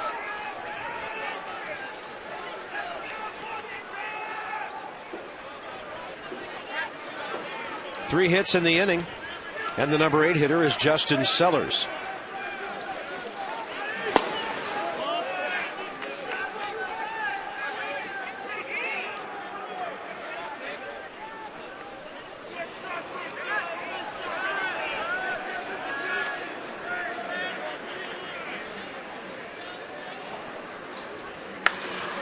That ball hit high in the air out beyond second base. Right at the bag, Desmond, and that's it. Dodgers pick up 2 runs on 3 hits. Bottom of the 8th coming up in a 5-3 ball game.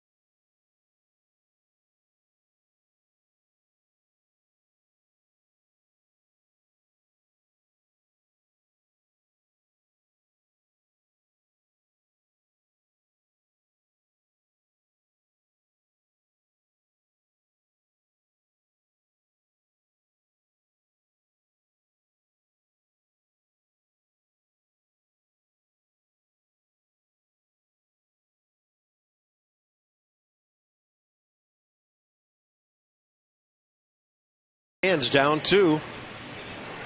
And they'll be facing a former teammate here. Some of them will. We'll tell you about that in a moment. As the Dodgers have now hit the Nats 11-5 and lead 5-3. Tom, Dave, Mel, and Phil back at it tomorrow with the Mid-Atlantic Sports Report. 5:30 to 6:30, a complete recap on the outing tonight, Steven Strasburg's return to the Nationals and the big leagues. All the latest news on the Nats and the rest of Major League Baseball. The Mid-Atlantic Sports Report only on Masson HD. So Tony Gwynn Jr. will stay in to play left here in the 8th. And there's Mike McDougall, who's appeared in 62 games for the Dodgers this year with a 1.95 ERA.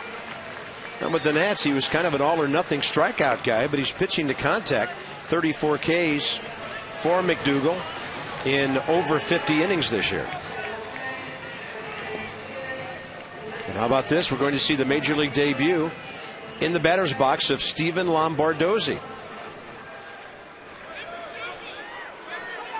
The Nats had Corey Brown on deck, and here's Lombardozzi, who hit .309 at Harrisburg and Syracuse combined this year with 52 RBIs, and that name wraps all around numero uno. Would have been tough to give him a double-digit number there. I mean, he's not going to be wearing number 11. There's a guy at third base with that. And McDougall misses low and inside. Anytime you get letters in your armpits with your last name, you know it's a good name.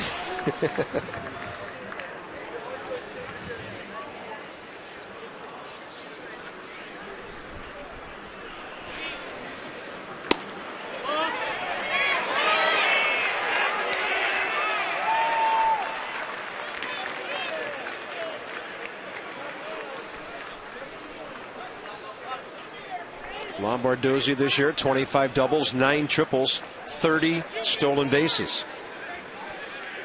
I just asked him to describe himself as a hitter, and he said, I like to be a tough out.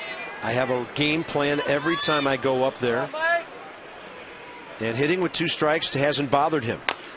He says, I'll shorten up, I'll shorten my swing, try to go gap to gap. He could have just said good and saved you both some time. He is right on top of the plate.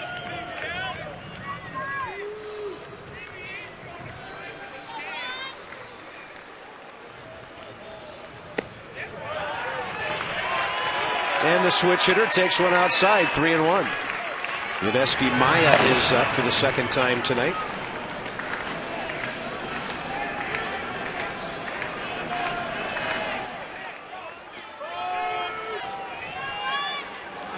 And he will take one inside and walk on his first Major League AB. And for the Nats right now, that's as good as a base hit. That's a good AB right there. You talk about your first big league at bat, how tough it is to take pitches, but Lombardozzi realizing, trying to get the tie-in run to the plate. Like he was taken all the way there, 3-1, trying to get on base. Just goes to show you he's always thinking. That's a good first at bat for a major leaguer. Absolutely. Here's Danny Espinosa, 0 for 3. And Danny would love to put the ball and play hard right here.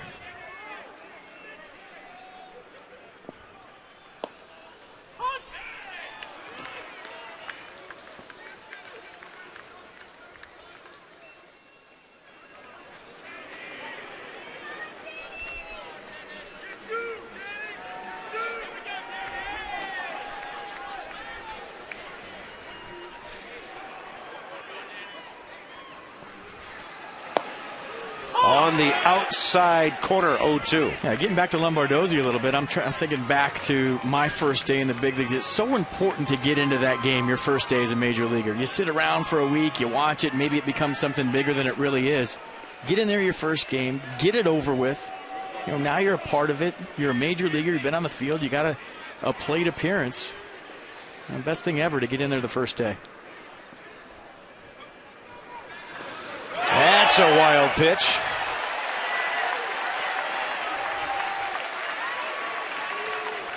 And Lombardozzi down to second base with nobody out. Just look at the pitch right here, just a slider in the dirt. And Barajas has no chance.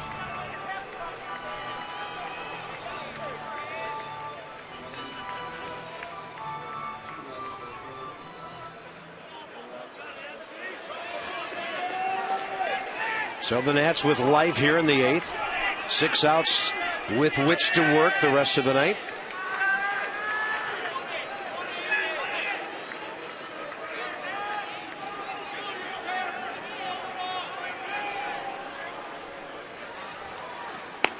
And that's up and away, ball 1. Actually, ball 2 counts even now.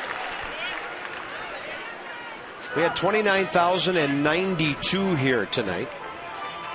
Hardy crowd for those early innings. Couple thousand of the diehards, as FP called them, sticking around and making lots of noise here on almost every pitch.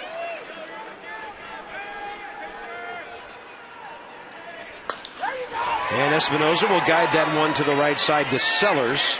Lombardozzi to third base with 1 out. And nice job of moving the runner and putting the ball in play with 2 strikes.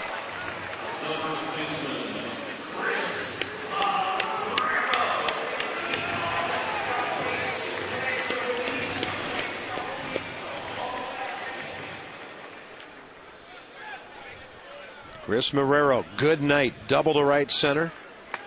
Base hit through shortstop. In fact, just as I said that, I looked down and D. Gordon was checking his webbing on his glove as Marrero seemingly singled right through him last time with a hot shot. Big run at third base as the Nats trail 5-3, and that's on the inside corner.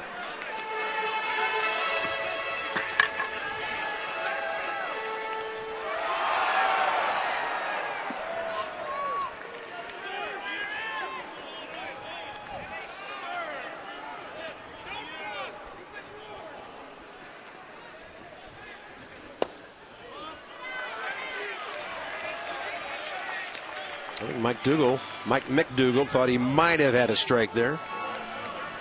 I didn't catch everything he said there, but the last word was pitch, mumbling to himself on a 1-1 count. Maybe it was where was that before you saw it. And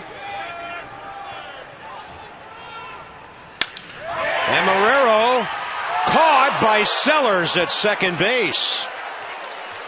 2 outs, and Lombardozzi had to freeze. Sounded like a busted bat, and a good reaction by Sellers. Yeah, just got in on the hands of Marrero, but I thought he got enough of it to get it to the outfield. Great play by Sellers, climbing the ladder. And pretty good base running by Lombardozzi at third to stay put. Wow, just in the tip of the web.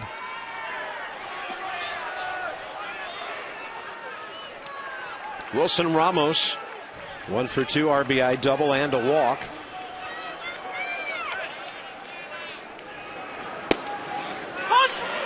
And McDougall will drop that breaking ball in there.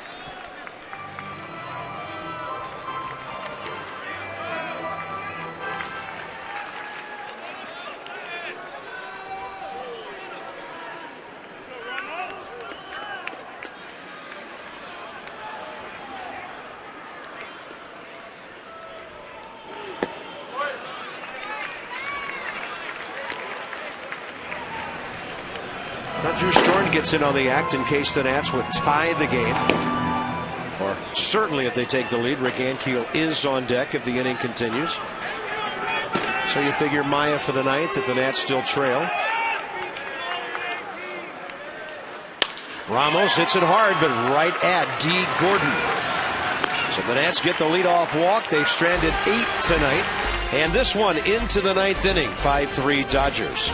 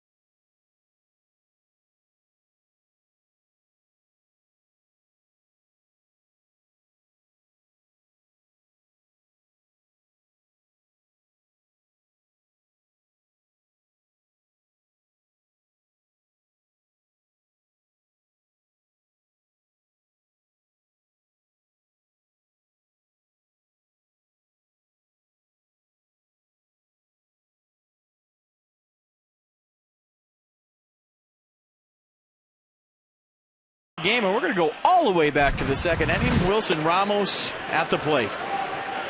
And we thought he got all of this. A little opposite field double. I think Wilson thought he got all of it too, but on a cold, breezy night, it didn't carry as far as he thought. It extends his hitting streak to 10 games, and that's our 4th drive of the game. He would be the second Nat to score on the the Strasburg sacrifice bunt right after that in the air by Ted Lilly. Ground ball by Jason Worth later in the inning would bring in Strasburg. And the Nats at that time had a good-looking 3-0 lead. Dodgers tied it in the 6th. And so the 9th inning rolls around with Yuneski Maya making his return. 4-9, 22 starts at Syracuse with a 5 ERA.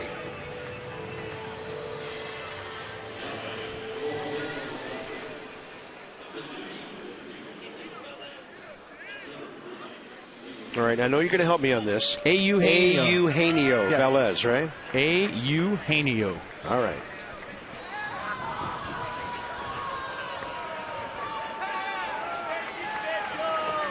So in case you forgot, for Yuneski Maya, fastball, slider, curveball, change, split. Pretty much everything. Whenever. So the Dodgers in their number 9 spot here with Velez.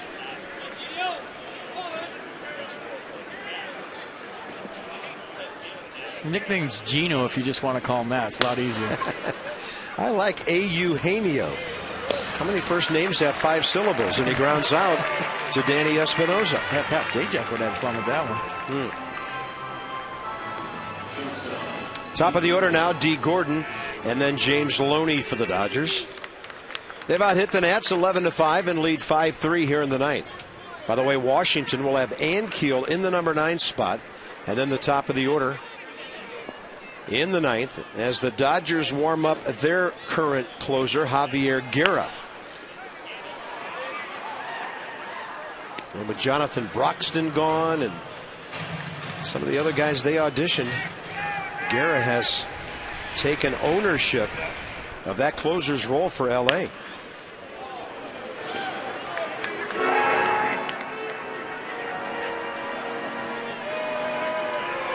Yesterday when D. Gordon struck out 3 times, there was a part of me that wanted to see him run. I've seen him run enough tonight. I'm over it. He can fly.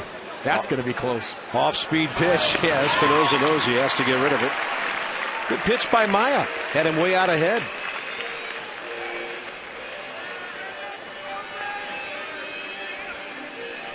Chin-Ming Wong for the Nats tomorrow night, and Dana Eveland for the Dodgers. 7 o'clock. Johnny and Ray, Nats Extra, 6:30. We'll join you from the booth. Straight up 7, and then first pitch, 7:05. Third game of the series, and a 1 o'clock ball game coming up on Thursday.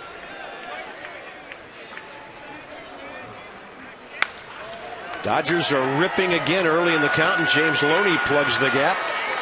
That ball hits the wall at about the 385 mark out there, and Loney is 1 for 5 tonight.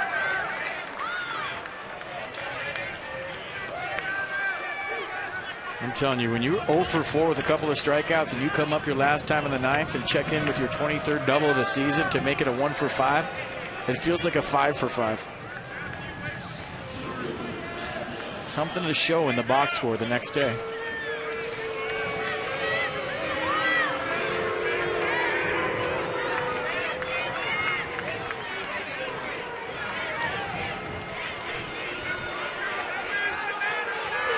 Maya and Kemp.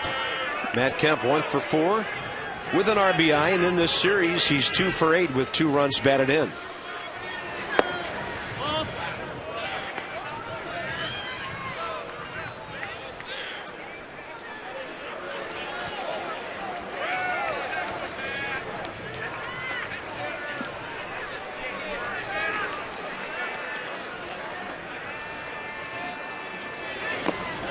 Breaking ball away, 2-0. I'll tell you what, partner, you talk about the diehard fans that have remained here. Steven Lombardozzi comes off the field, walks his first major league at-bat, standing ovation over the dugout. And when you're a Dodger right now and the crowd is like this, you can hear everything everybody's saying. When there's big crowds, you just kind of hear a buzz, a murmur, a roar. You can't really hear what people are yelling at you, whether it's good or bad. But when you're on the road and you're in front of a very intimate setting like this, you can hear everything everybody's saying. It's actually harder to play in a scene like this.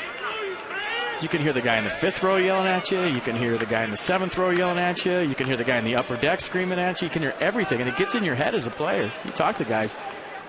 Obviously, you'd rather play in front of a big crowd because you feed off of that. But when it gets to a point like this, it is tough to play. It really is. Like Yuneski Maya didn't want a whole lot to do with Matt Kemp there.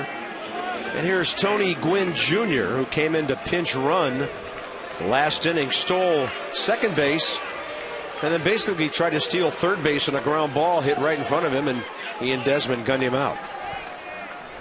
But his teammate Rod Barajas bailed him out with a 2-out, 2-run double.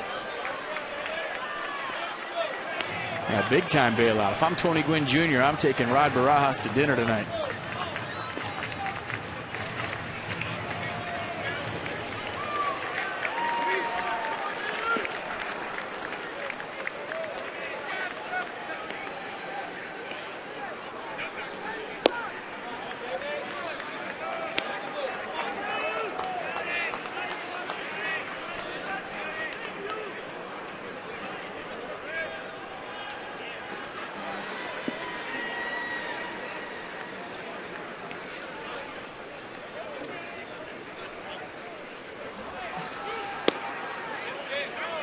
Maya goes changeup, misses outside.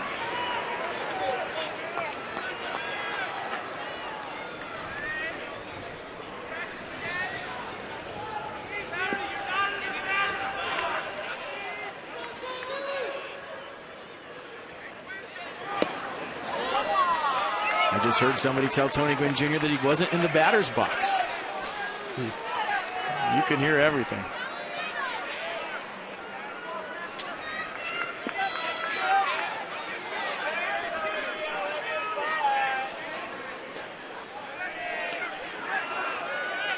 And Maya on another off-speed pitch loads the bases now.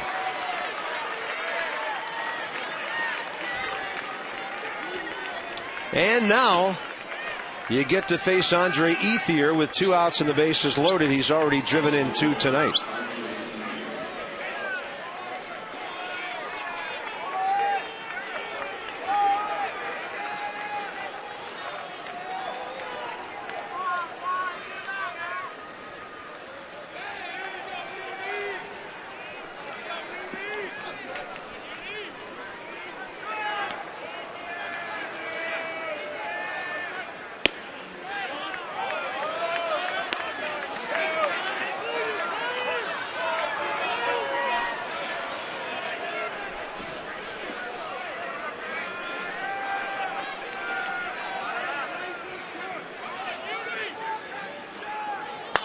That ball is ripped to the gap.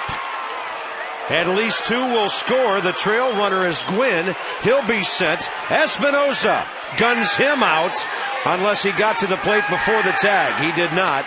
And the Dodgers will lead 7-3. Danny Espinoza guns out Gwynn at the plate, and now the Nats are down by 4.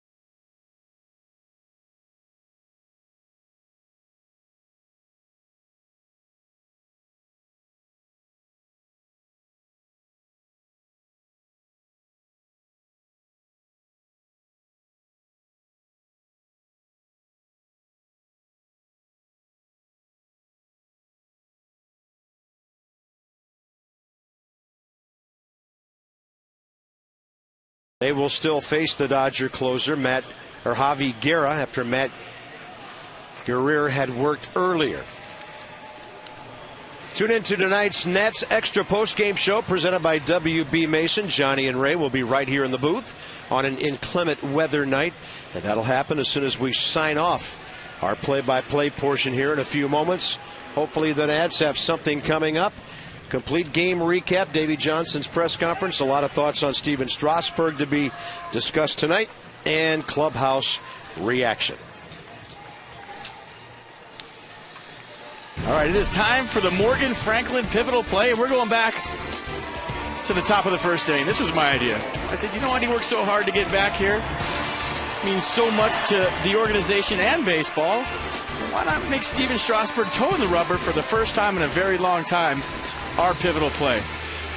A nice outing for him, did a great job, gave up just 2 hits, struck out 4, and we like what we saw tonight from Steven Strasburg.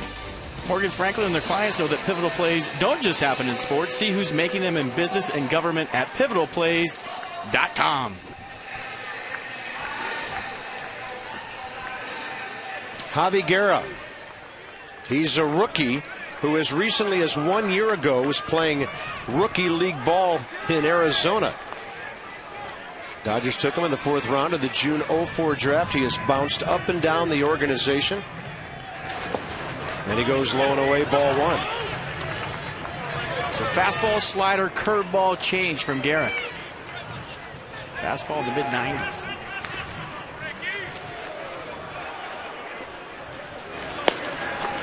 That's going to be up, but it's going to catch the ceiling of the strike zone.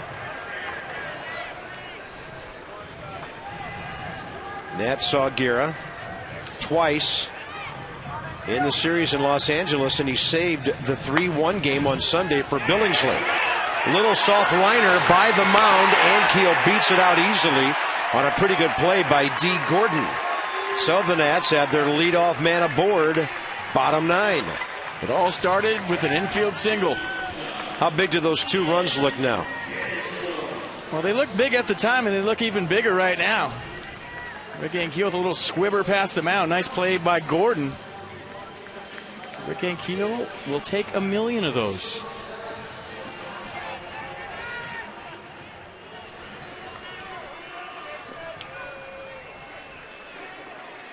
Top of the order, Ian Desmond. A base hit, a stolen base, 1 for 4.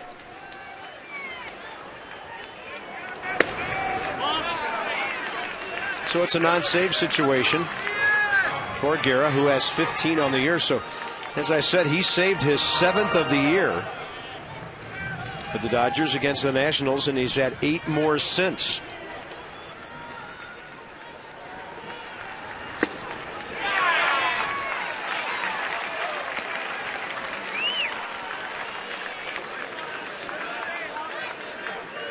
Down by 4 runs, part of the order coming up. This almost has to be an automatic take situation for Ian Desmond.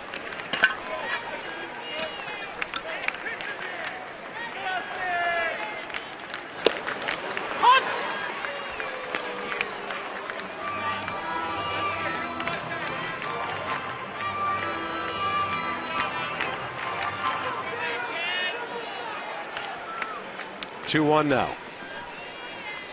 A lot of hitting room right side as Loney holds Ankiel.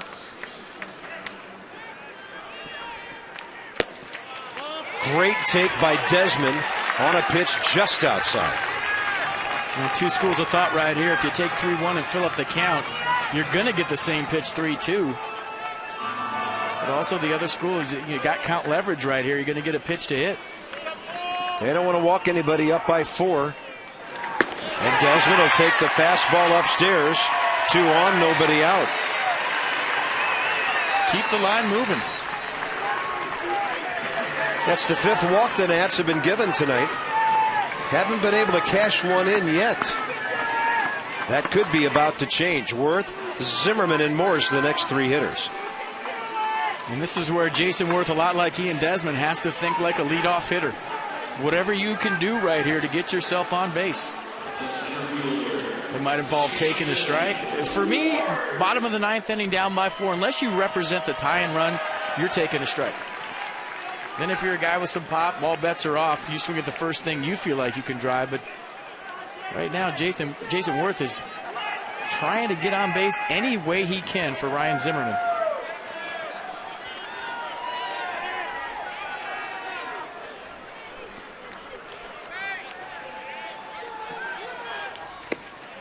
And a good guy to do it.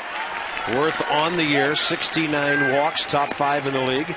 He's been hit by a pitch for the 10th time this year.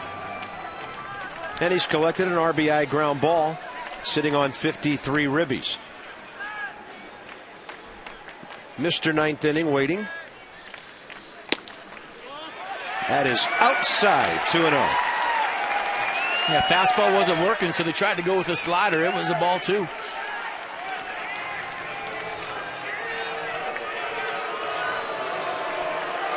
Here comes Rick Honeycutt, who wants to know why his closer up by 4 is having a hard time throwing strikes.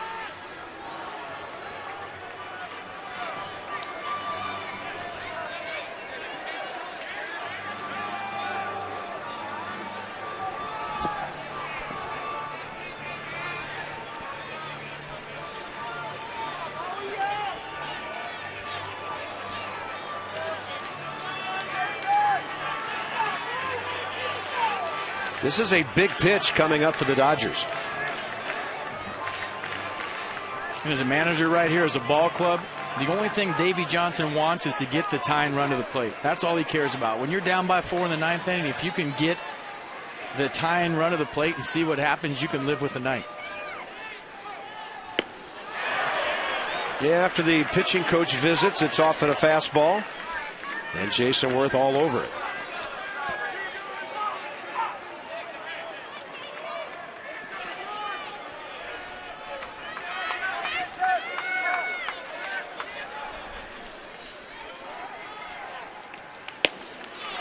Had him reaching for that one. The count's back even 2-2.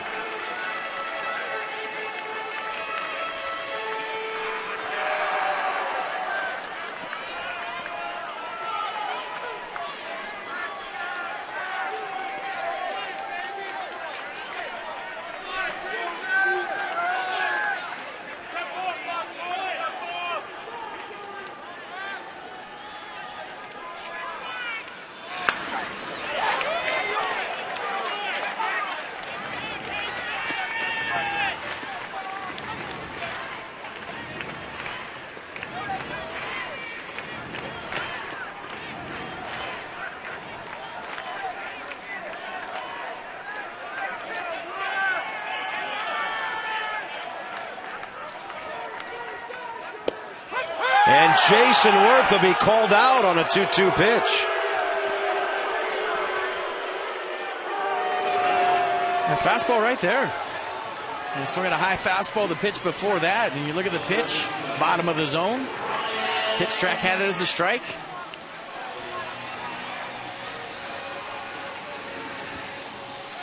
Now it's up to Ryan Zimmerman to get on base for Michael Morse.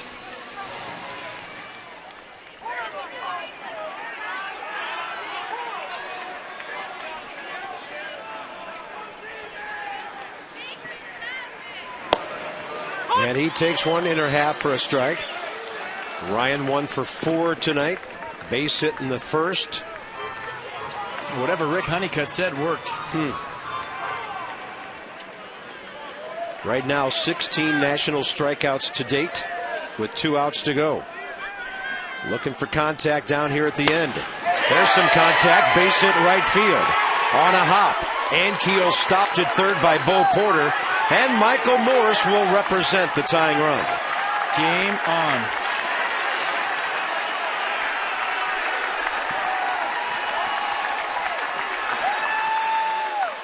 I mean, this is all you can ask for if you're Davey Johnson. A guy with 26 home runs, representing the tying run, bottom of the 9th, bases loaded. And the small amount of fans that stayed, they're getting to see a pretty good matchup. And one of the league leaders with 2 grand slams this year.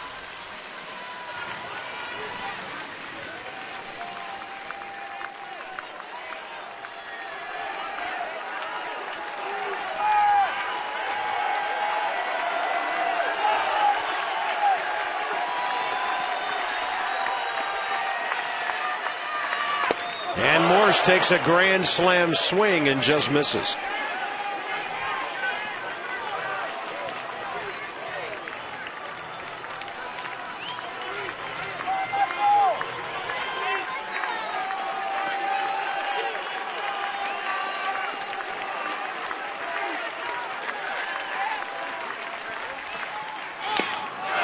Swinging a foul tip. This is just good old-fashioned country hardball. Garrett rearing back, throwing 4-seam fastballs right down the middle to Michael Morse. Power against power.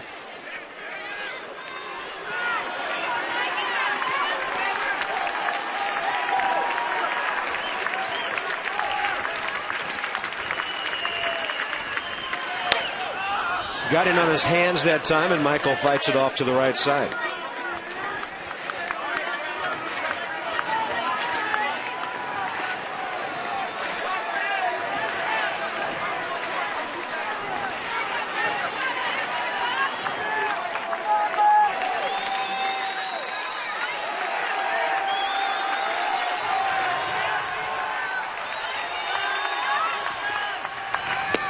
Oh, he goes off speed with a breaking ball and just missed. That's a good take. That looked like a strike.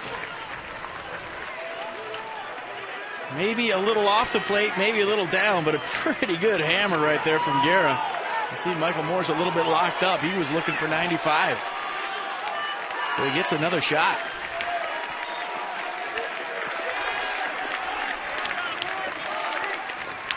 And a 1-2 pitch. Hammered straight back again.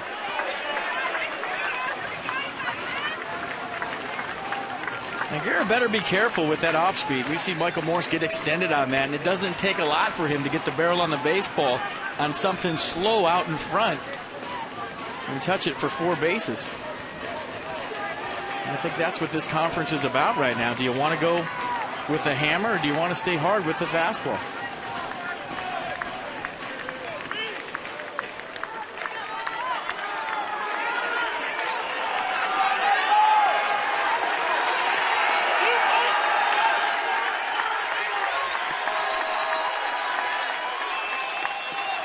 Morse is going to be called out on strikes.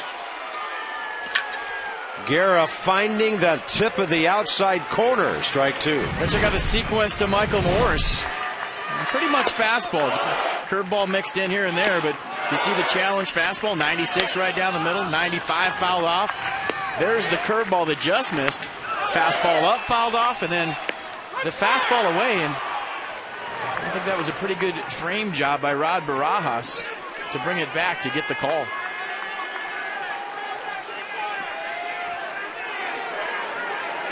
So here's Corey Brown's major league debut at bat, with the bases loaded.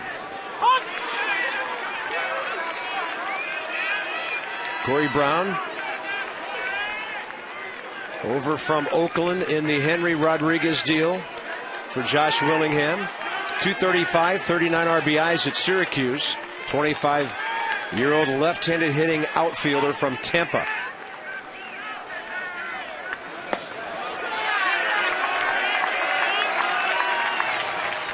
So Davey Johnson trying to get all the young guys in the game tonight.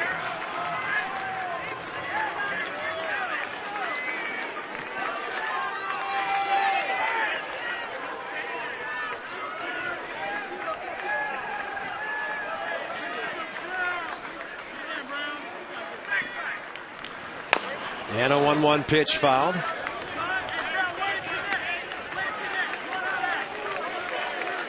Brown originally taken by Oakland, has a sandwich pick back in 07, 59th overall player taken.